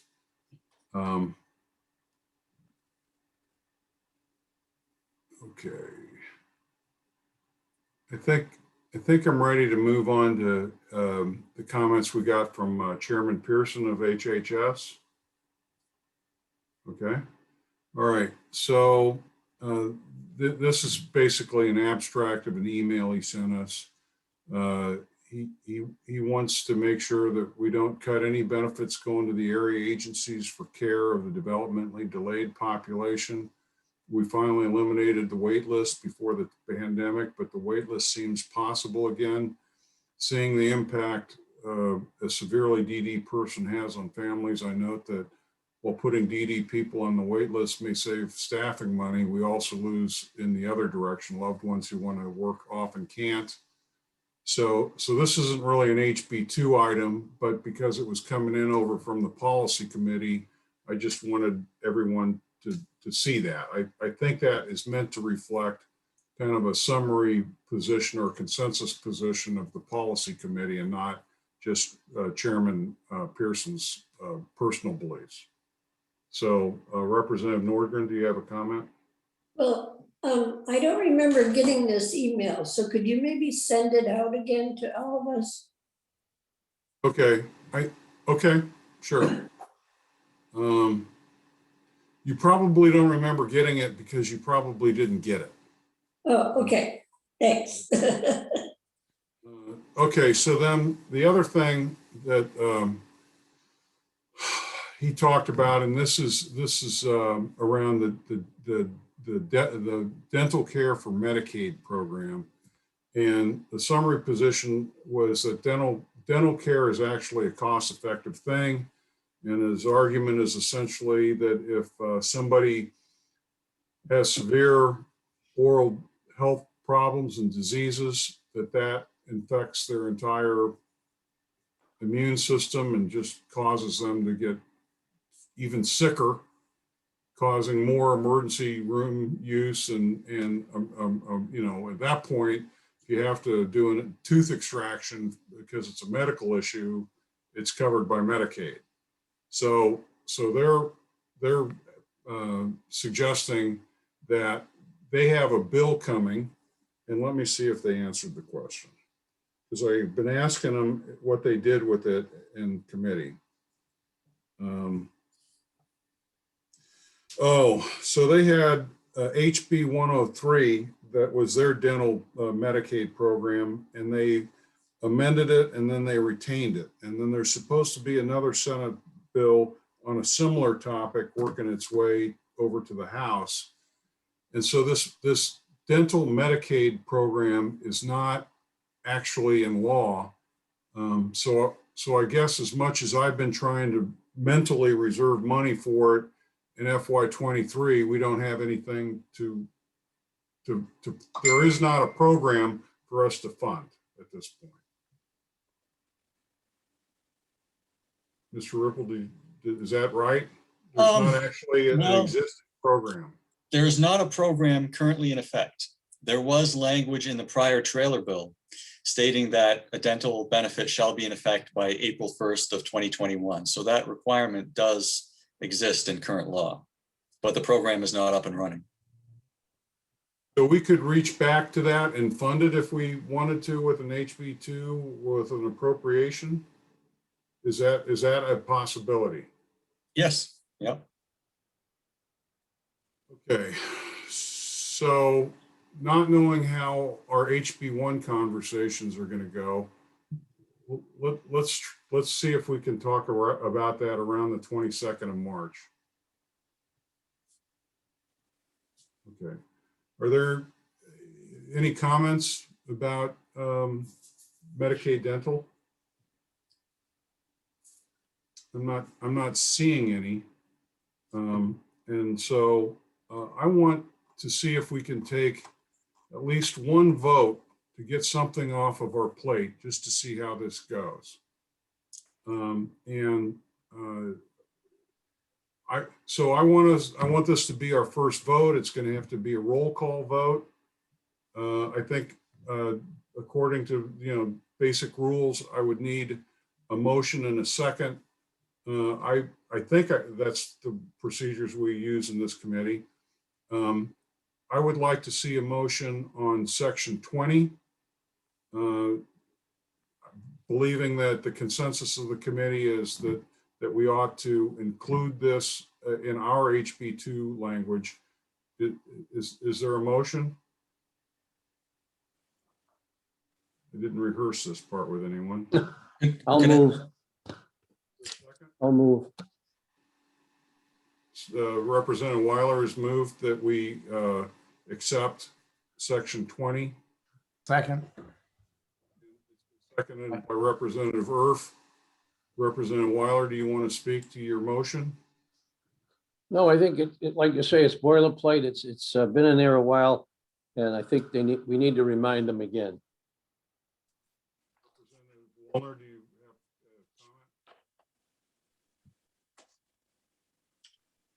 a comment? Put your hand up for a moment, Representative Wallner. And it's down. I was gonna second it. Oh, okay, very good. I'm sorry, you can have her seconded. That's fine. No, I- you've got you know, it. You've got I it. think according to the rules, you only need to record who makes the motion. You don't actually need to record the second. But in any case, okay, is there any further discussion? Okay. If there is no further discussion, I would like to have a vote on whether or not Division 3 is going to accept section 20 of the governor's proposed House Bill 2. Would you take a roll call, please, Mr. Clerk? Representative Erf. Yes. Representative Weiler votes yes. Representative Bean. Yes. Representative Wallner. Yes. Representative Nordgren. Yes. Representative Rogers. Yes, Representative Edwards. Chairman votes yes. Vote is 7-0. Standing. All right. So that was good. That was good practice. I wanted to understand how we did that. And given that we have under an hour left and that we have Mr. Lippman on the line waiting, why don't we respect his time and ask him to jump in to talk to us about, I think section 27 relative to the New Hampshire Granite Advantage Healthcare Trust Fund. Good evening, good afternoon, actually. Good afternoon, Mr. Chairman. Are you able to hear me okay? Yes. So in 2018, the legislature passed House Bill 1817, which dealt with the use of the Met proceeds to fund disproportionate share for hospitals. At that time, it was anticipated, based on changes in federal law, that that the disproportionate share funds may not be the only vehicle in which the funding to hospitals might occur. In fact, the legislation spoke to the use of directed payments and supplemental payments or rate increases. And so what this language is intended to do is to permit those funds that would have paid to hospitals directly as a dish payment out of Met proceeds, since they going forward, starting in 21 to 22 and forward, probably won't all be able to be made by dish payments in order to satisfy HB 1817, which is codified with the RSA citation that you have in your write-up here.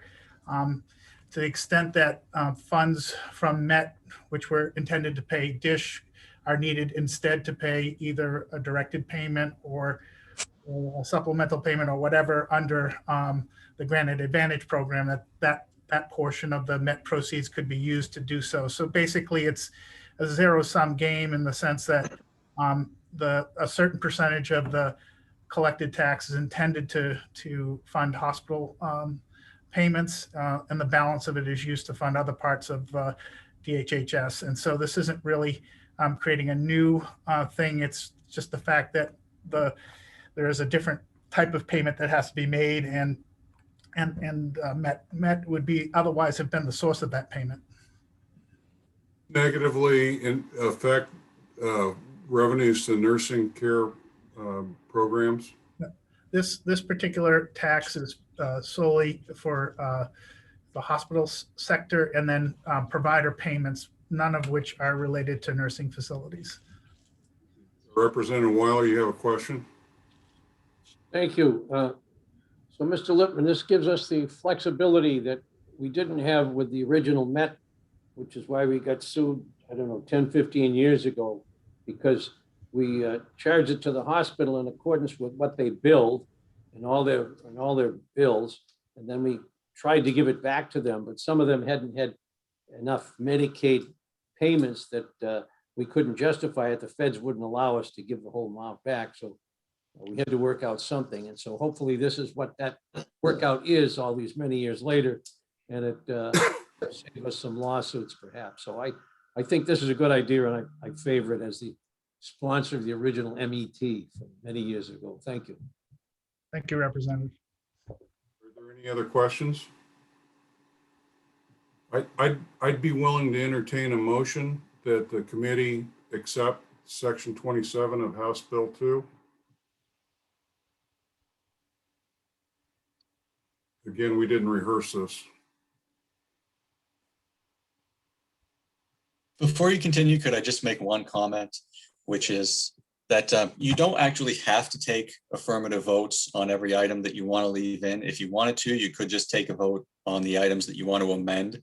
And that's the way Division 3 has done it in previous years. That said, there's certainly nothing wrong with voting on each item if that's the way you want to go about it. Well, we get to the same place. Which way gets there fastest without missing anything? Just tell Kevin you want to put it in, leave it in. I'm just looking, I'm just trying to make sure though that I don't say leave it in when there's opposition and the opposition's not been able to be heard publicly.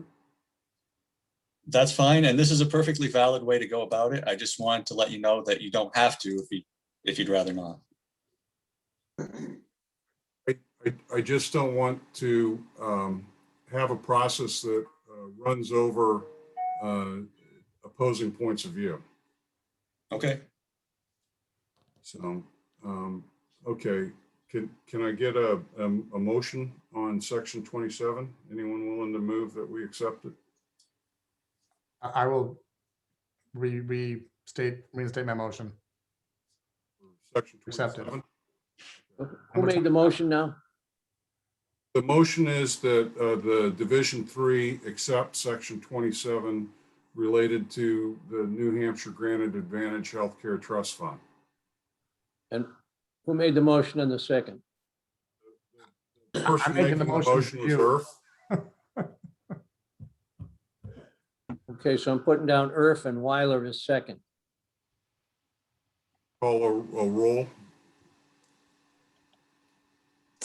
Okay.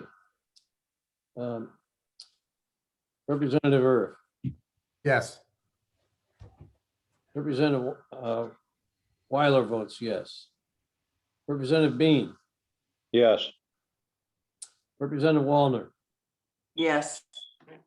Representative Nordgren, yes, Representative Rogers, Yes, Representative Edwards, Yes. vote is 7-0. Okay, thank you. And I realized once the voting started that I didn't offer an opportunity to discuss it. So, but since we all voted yes, apparently there wasn't any discussion. Okay. That will probably be our last vote of the day because I want to talk to folks about the smartest way to proceed on getting these approved. My goal is to be efficient and effective, but I don't want to have anyone's voice not heard. So if somebody wants to talk to me about that later, we'll come up with another idea. So if Mr. Lippman is still there. I am, sir. My notes were not all that great where I can search on your name and find the places that you were able to talk to. Do you recall any of these that you thought that you would like to speak to? Yes, I think there were two, and I'm trying to remember which numbers they are. Let's see, I've got my cliff notes here. I think the suspension of catastrophic aid was one of them. And the second one was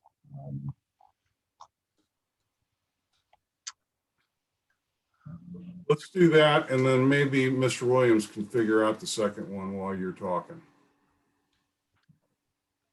so I think as Representative Wallner had spoken to earlier, I think it's actually DME and IME is the other one, and they both fit into the same category. I think it's been the case that as you know, as a committee, you have a challenge meeting the budget targets you need to make. And I think in these couple of areas, it's been historically carried HB2 for a number of different bienniums that rather than ending these things, if there's an opportunity to fund them, that in the future that they've left them in the posture similar to the one that was included. I think it was an oversight in HB2 drafting to not include the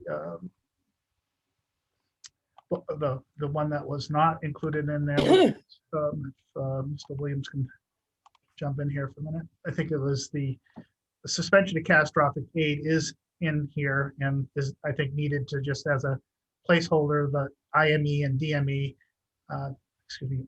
indirect medical education and direct medical education are also in that category that they're just not able to be funded at this point. And I think in terms of the provider community understands that.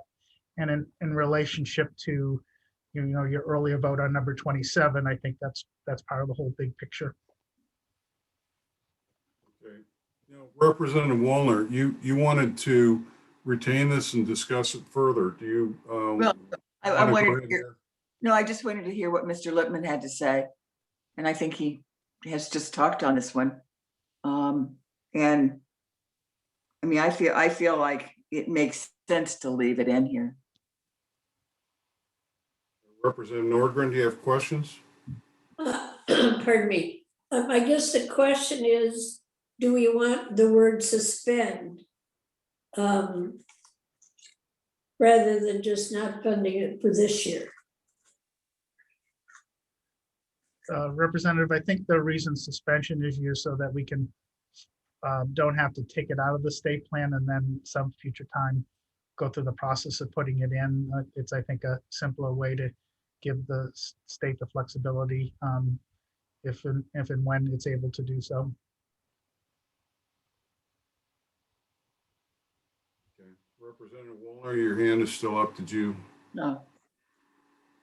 No, I think it makes sense. I mean, I would hate to have to see you change the state plan and then have to change it back again if something happens. So to me, it makes sense.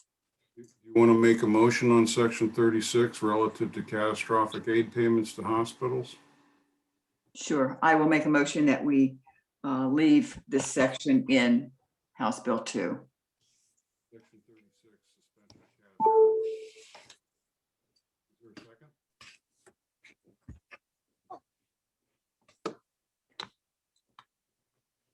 second? Not here in a second.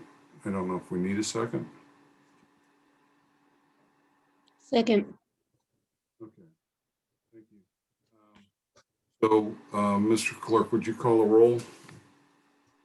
The motion being the Division 3 is voting to accept Section 36 relative to suspension of catastrophic aid payments.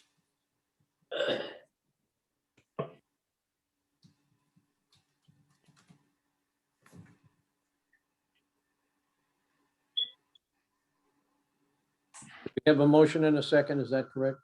Yes, sir. I think we're ready for a roll call. All right.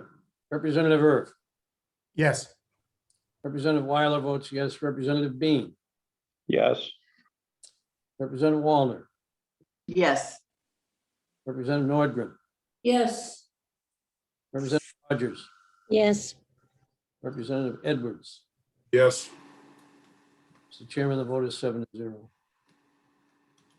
Okay. All right. So, Mr. Lippman, while we've been talking, did Mr. Williams tell you the other one that we want to talk about, graduate medical education, Yep. indirect?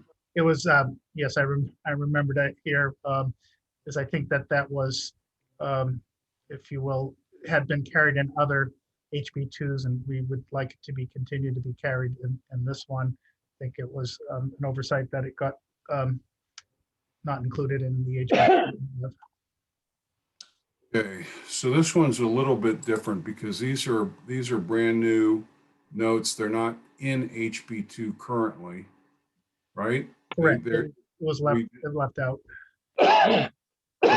So Mr. Ripple, what would be the process if the committee, or, well, first, as you're reading these, do you think these are sufficient for us to put into HB2? This first one looks more cooked than the second portion of it. I don't see any language. I think the graduate medical education payments piece is okay, except you would want to say direct as well as indirect. And we would have this drafted as a House Bill 2 amendment from OLS anyway, so you would get a formal amendment to vote on. I guess the only other thing again that I would point out is that as written, this is a repeal rather than a suspension, as has been in previous trailer bills.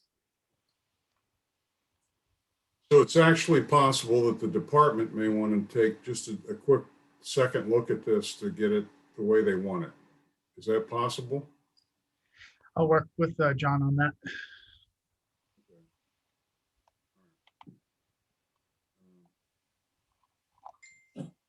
Okay, so we have 40 minutes still. Maybe we could try an alternative way of taking things off of our plate.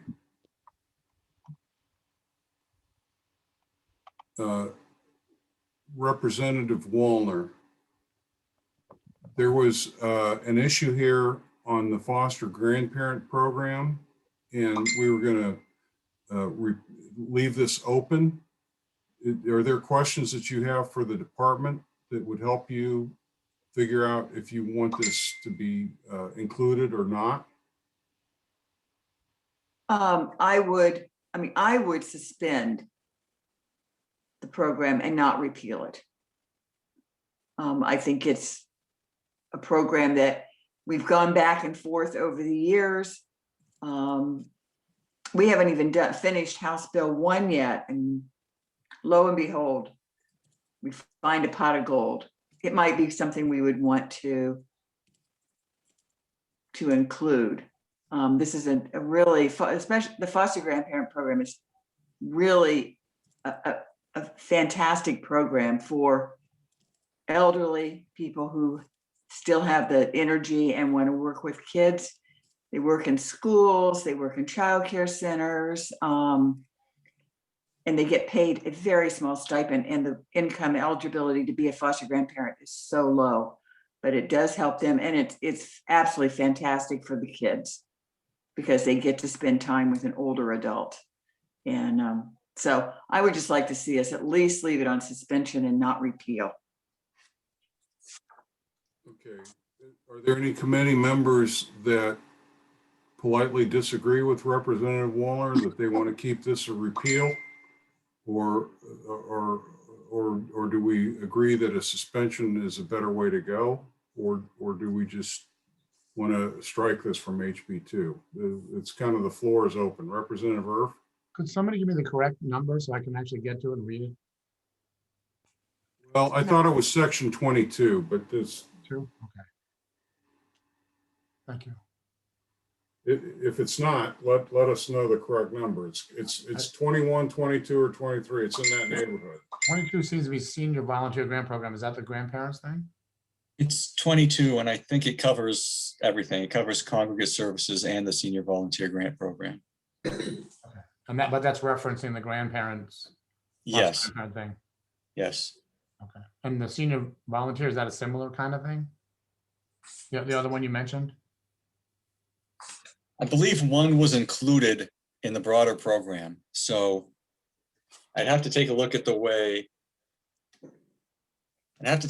how it's written, but I think the foster grandparent program is part of the senior volunteer grant program.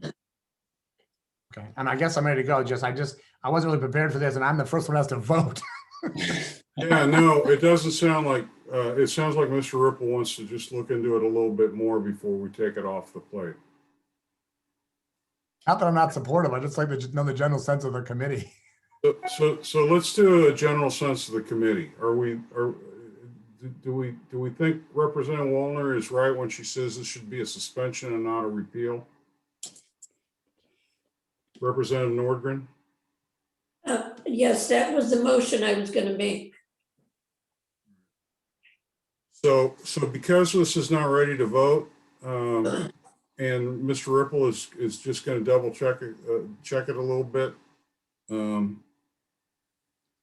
Let's just leave the suspend item open and talk about it next week. Representative Wallner, your hand is still up. Did you have further comment? Nope. It's fine. Thank you. And so 2023 got rolled into 22. So that's all one section. All right.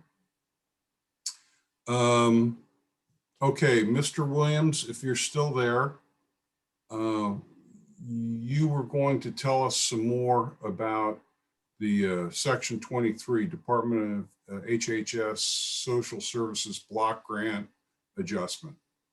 And Mr. Chair, thank you very much. And so before addressing, I just wanted to let you know, Mr. Chair, that we did line up for today to support the Division 3 as well as Mr. Ripple with subject matter experts on various sections on this bill, including, as you heard from Mr. Lippman. So if you have some additional time and want to utilize those folks who have spent the time to monitor this to be prepared to answer questions, but otherwise certainly we'll defer to you if you would like us to do this at a later time as well. But we do have folks out here who could help with perhaps additional sections of it.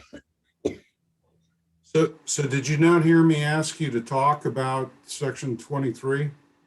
Yes, you did. Thank you very much. So section 23 deals with the social services block grant. And if I could have included in the conversation Director Wendy Altman, because she can certainly provide some additional background regarding this. But as we're bringing her in, I can give you a very high level of what we're looking to do.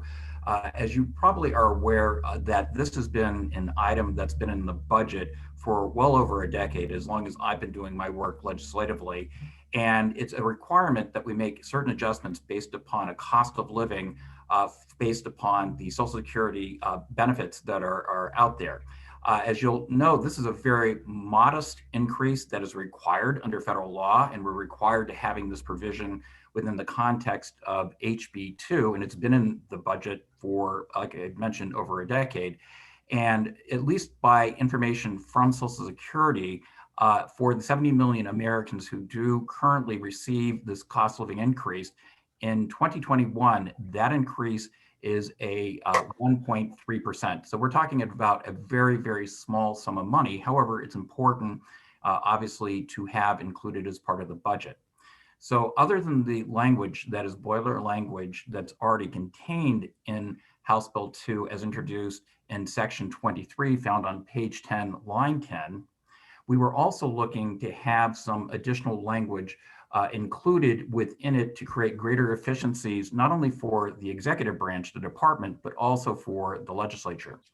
By way of background, last biennium in HB4, which was the trailer bill to the budget in 2019, we actually thought up an idea that was a very good one, working along with the legislature, working along with the governor's office, that there was a provision that it related to long-term care that we were required to going before the Joint Committee on Administrative Rules every budget session, even though the changes that were being made were static in nature. So it was deemed to be an unnecessary process for us to have to go, in addition to the language within the budget, we also had to go to the Joint Administrative Committee on Administrative Rules. Could I interrupt you a second? Are you still talking about section 23? It feels to me. Talking, yes.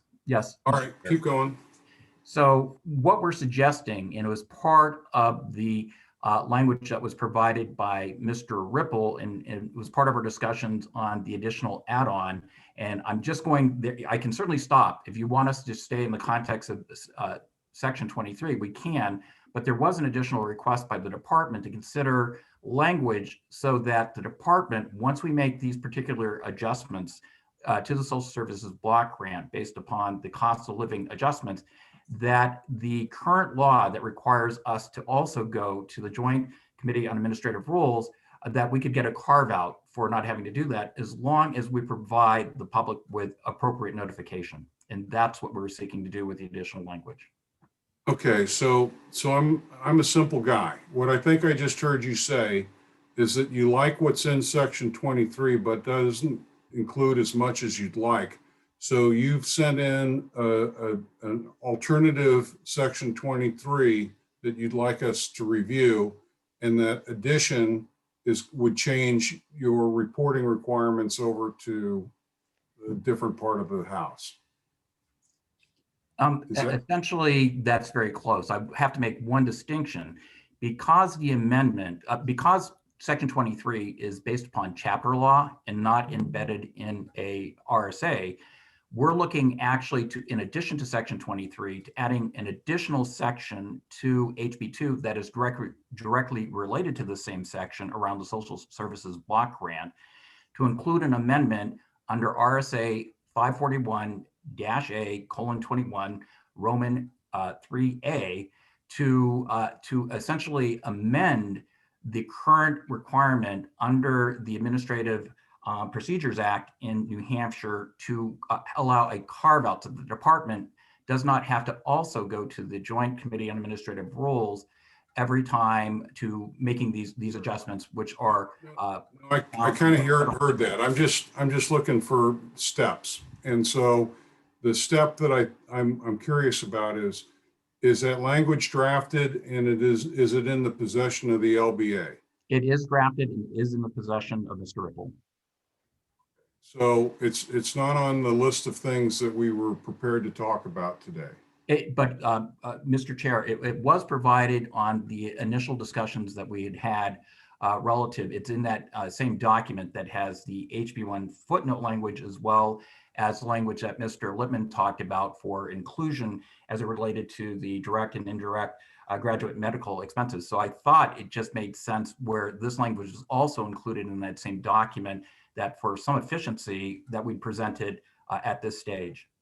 Okay, well, so maybe I'm the one that overlooked it, but we're not prepared to look at your language today, so we're going to have to schedule it in the future. It's kind of the bottom line. Everything you're saying is sounding reasonable. It just, we're not, you know, from a stepwise perspective, we're just not ready to look at it as a committee and talk about it. If you wouldn't mind just sending exactly what you're talking about again with a clear title, I'm not likely to lose it twice. Representative Weiler, do you have a question? Thank you, Mr. Chair. I'm wondering how much money is in this? Is it general funds or federal funds? And what's the amount of the increase? Thank you. And Mr. Chair, to respond to Representative Weiler's question, I would defer either to Ms. Rounds or to Ms. Altman. They'll be able to explain what the mix is in terms of the federal and the state match and where it's located within the budget. Okay. I don't have that information offhand, Wendy. I'm not sure if you do. Hi, this is Wendy Altman. I'm the Bureau Chief at the Bureau of Elderly and Adult Services. So one of the questions was what the COLA or what the income limit is as of this year. And that's $1,314.30 for an individual. That's the eligibility income. And it is a combination of federal social service block grant Title 20 funding and general funds, but I don't have in front of me the percent mix. Okay, so it sounds like we do have multiple reasons for deferring the conversation away from now, and so we'll come up with when we plan to talk about these again, and you'll have time to get your notes together. Are there any other questions, Representative Weiler? That was a great question. Are there any other questions we want to bring back into this, Representative Irf?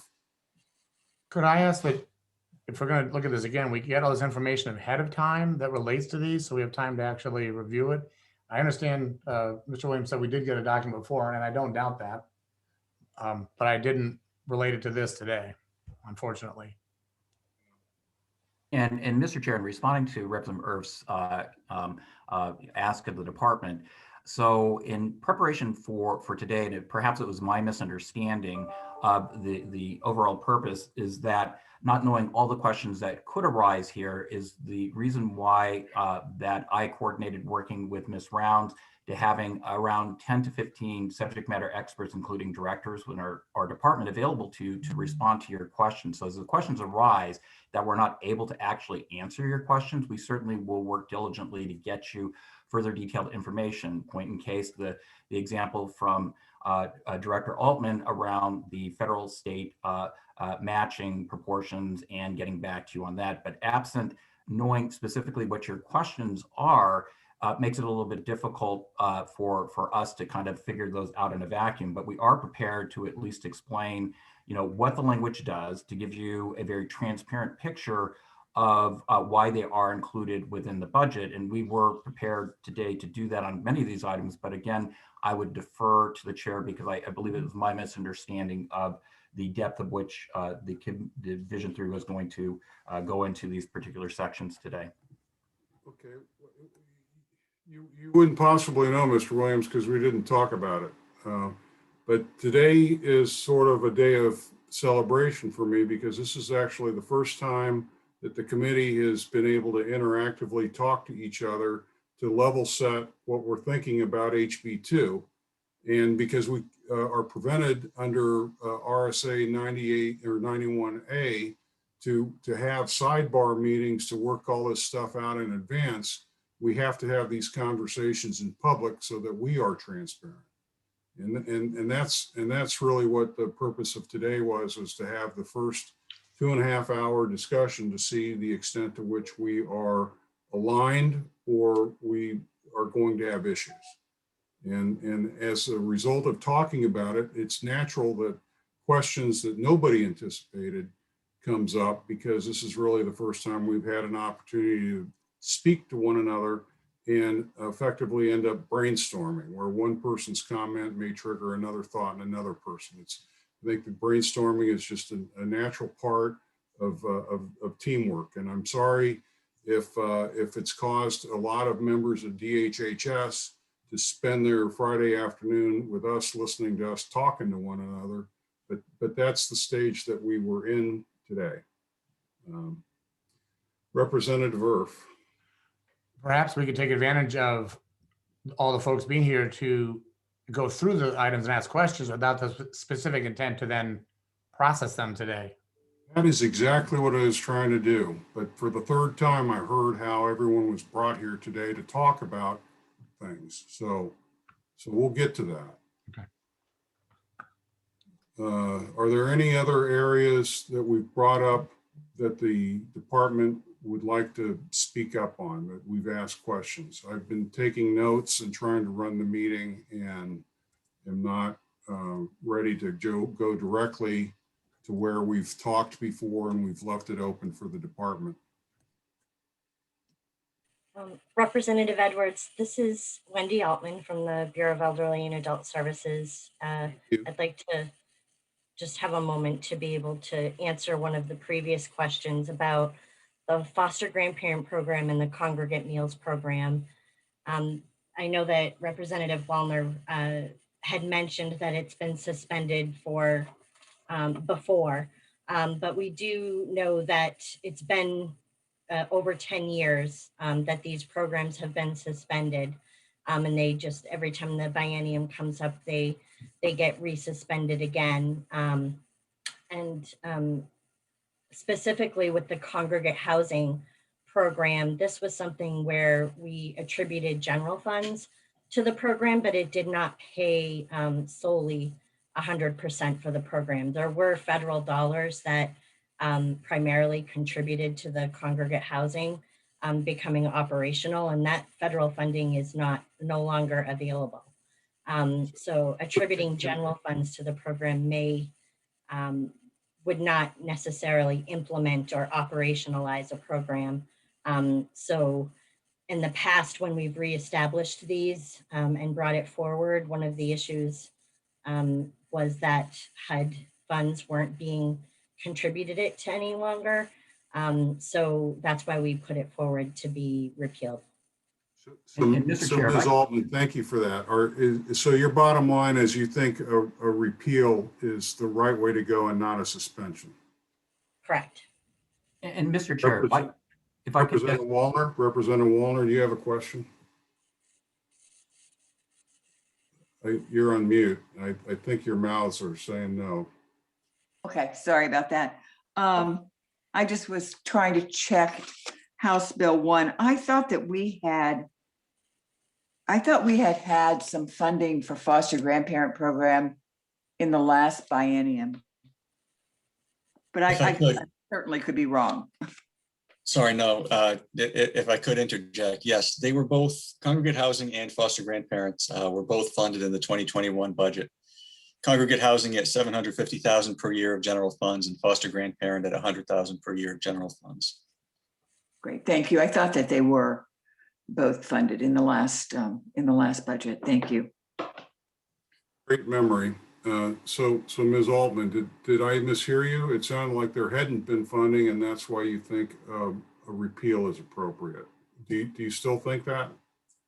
Yes, I think that in the past, advocates, especially in biennium 2021, advocates had advocated for that funding to be put in and unsuspend the statute. However, the congregate housing program, general funds would only contribute a very small portion to a congregate housing program that no longer has federal funding. So we would not be able to operationalize a congregate housing program with those funds. Therefore, we put forward for it to be repealed this time. And John Williams can chime in terms of the funding that was put into the budget, but I don't believe that it was part of the agency request that the department put forward in terms of getting that funding. And This is Karen. I can actually add to that. So I think just to add to what Wendy's saying, the funding wasn't sufficient in fiscal year 20 and 21, in addition to the fact that we did not have the capacity to stand something like that up because of the other demands on the department. So I think that's a clarification that needs to be made, is that the general funds were not enough. So if you took this section out of HB2 completely, it would be a mandate without funding. There would have to be general funds added to the budget in addition to positions to run the programs to be able to take this out of HB2 completely. To ask a clarifying question, it sounds to me like the foster grandparent program is distinct really from the congregate housing issue, and the congregate housing issue requires a lot more investment than my perception of a grandfather or a grandparent foster program. But yet these are being put together and all of it's being repealed. Is everything you're saying about congregate housing being kind of too expensive to really get off the ground with the little bit of federal money that's been provided? Is that also true for the foster grandparent program?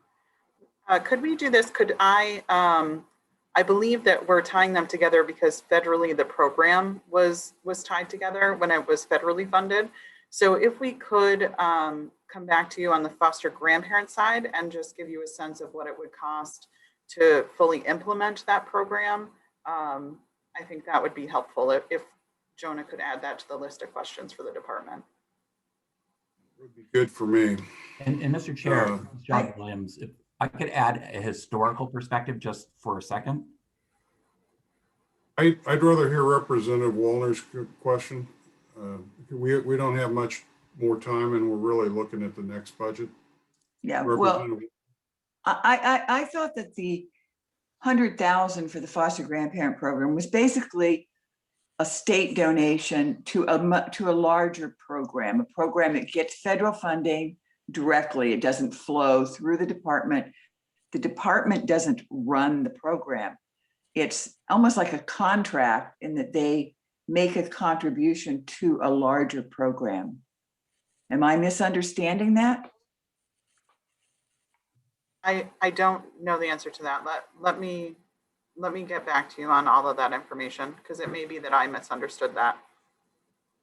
Do you have an answer to that question? I'd like to get back to you with that information. All right. Representative Weiler, your hand is up. But I would like to see an analysis of how many programs where the staffing exceeds the money distributed. I think that sounds like that's what would have happened with those foster grandparents and the congregate housing, that the staffing would have taken all the money and there'd be nothing left to give to the program. I wonder how many other programs HHS has where the staffing is greater than the amount that's distributed for that program. Thank you. We do that in a two-step answer. First step is just to verify Representative Weiler's observation that maybe our own internal personnel costs tended to exceed the money that we were getting from the feds. And then with that in place, get to the second part, which is, are there similar programs?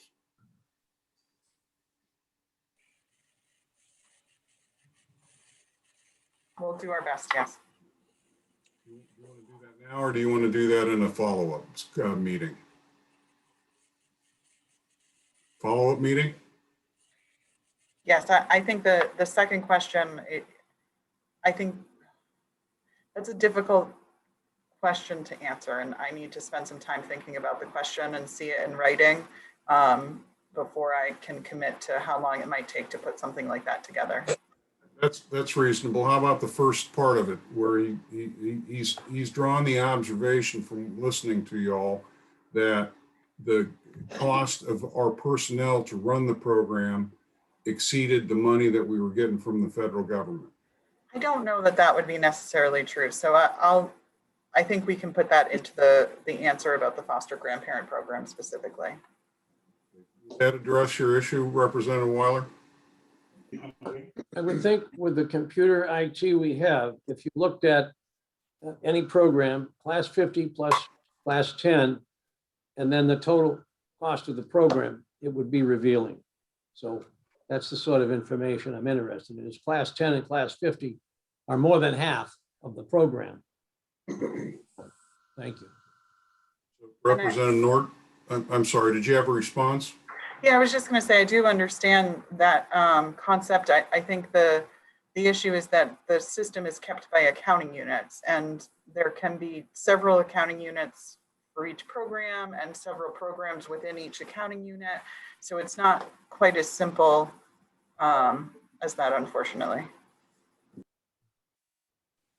Representative Nordgren, you took your hand down. Do you still have a question though, ma'am? All right. Okay. Representative Edwards, if I may just be able to answer Representative Wallner's question in relation to foster grandparent program. I believe that in the past, more than 10 years ago, when the program was being funded or contracted out, it did help to support a larger foster grandparent program that existed, and we did contract that out, but the program had been suspended for more than 10 years. So we'd have to be able to get back to you in terms of how it would, what it would look like if it were funded, but my understanding is that it's not funded and it's been suspended for 10 years. So we wouldn't be able to answer that second question in terms of the staffing. It was a contracted out program and we didn't have state staff operating that. Thank you, Ms. Altman. So we have another 10 minutes or so. Mr. Williams, with the collective genius that's with you, is there any part of what we've talked about as a committee that you would like to address or answer for us, given that you've heard our conversation and questions? And Mr. Chair, thank you so much and for that opportunity.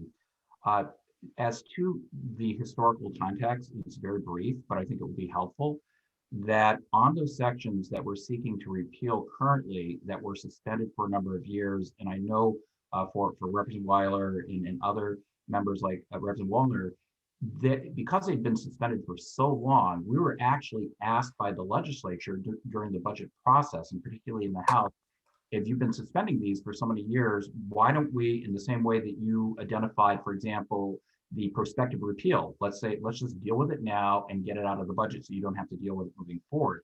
And there have been other examples that Mr. Ripple certainly could point to, as well as I, where you've done some gardening in the past of taking out items that no longer are required to be part of HB2. We really appreciate that because it means it's one less item that has to be identified every biennium when you're constructing a budget. So whether you suspend or repeal, I just wanted to give you the context that it actually was a conversation that happened a couple of budget sessions ago regarding trying to clean up those sections. But whether it's suspended or repealed, as Ms. Rounds had pointed out, we just need to have some language in there to cover for us, whether you decide eventually to suspend some of those sections or to repeal. But I just thought that would be helpful for you to have that background. Thank you, Mr. Williams. Representative Wallner, do you have a question? Yes, I just want to make one further point, and that is that if it was in the last budget, which it is, the foster grandparent program is, at least I know, if it's in there, then it wasn't repealed. I mean, it obviously wasn't repealed. And my question now is, if it was in the last budget, did they not get their $100,000? Or alternatively, where did that $100,000 go? So I don't want to put words in your mouth, but you're basically looking for how that $100,000 actually got used, if it did or not. Yes, thank you. This is Karen. They did not get contracted out, and those funds will lapse at the end of this biennium.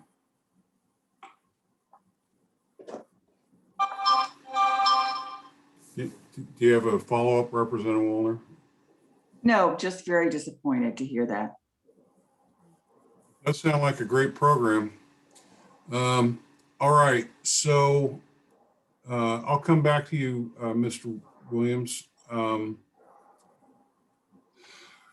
Is there anything that we've talked about or asked questions about which hasn't already been discussed in the last 40 minutes that the department would like to weigh in on before we close today's hearing?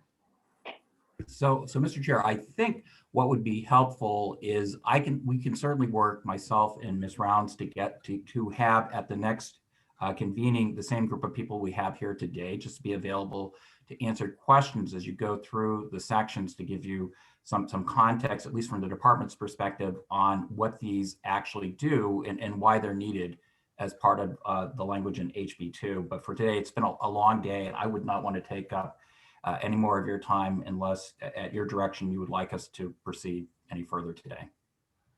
All right, well, thank you for that. I'm going to actually try one more step forward, and to the committee, there's this section 31 that I nicknamed the Weiler Rule on being notified if there are any budgetary impacts due to program eligibility. My note says I assume everyone's okay with that. So I'd like to get this off of our plate if we can, because we have another 9 minutes or so. If I could get a motion on accepting section 31. That's actually section 32. I'm sorry. No, I really appreciate you fixing that before we did that. Thank you. So section 32. Yes, Representative Irf? Were you going to make a motion to have the committee accept section 32? No, I was just trying to find it, but Kevin helped me find it. Is there a motion to accept section 32? I'll move. Weiler.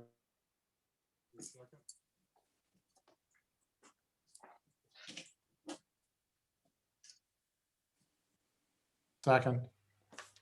It's been moved and seconded. Is there any discussion? Committee members, raise your hands if you have any discussion. Representative Wallner? Could I ask Kevin a question? Yes, ma'am. Is it about this motion? About Yes. section 30? Okay. Yeah, it is. And Kevin, this is the exact wording that's been in here for quite a few years. Well, off the top of my head, I don't want to commit to it being exact, but I think so. Okay. It looks really familiar.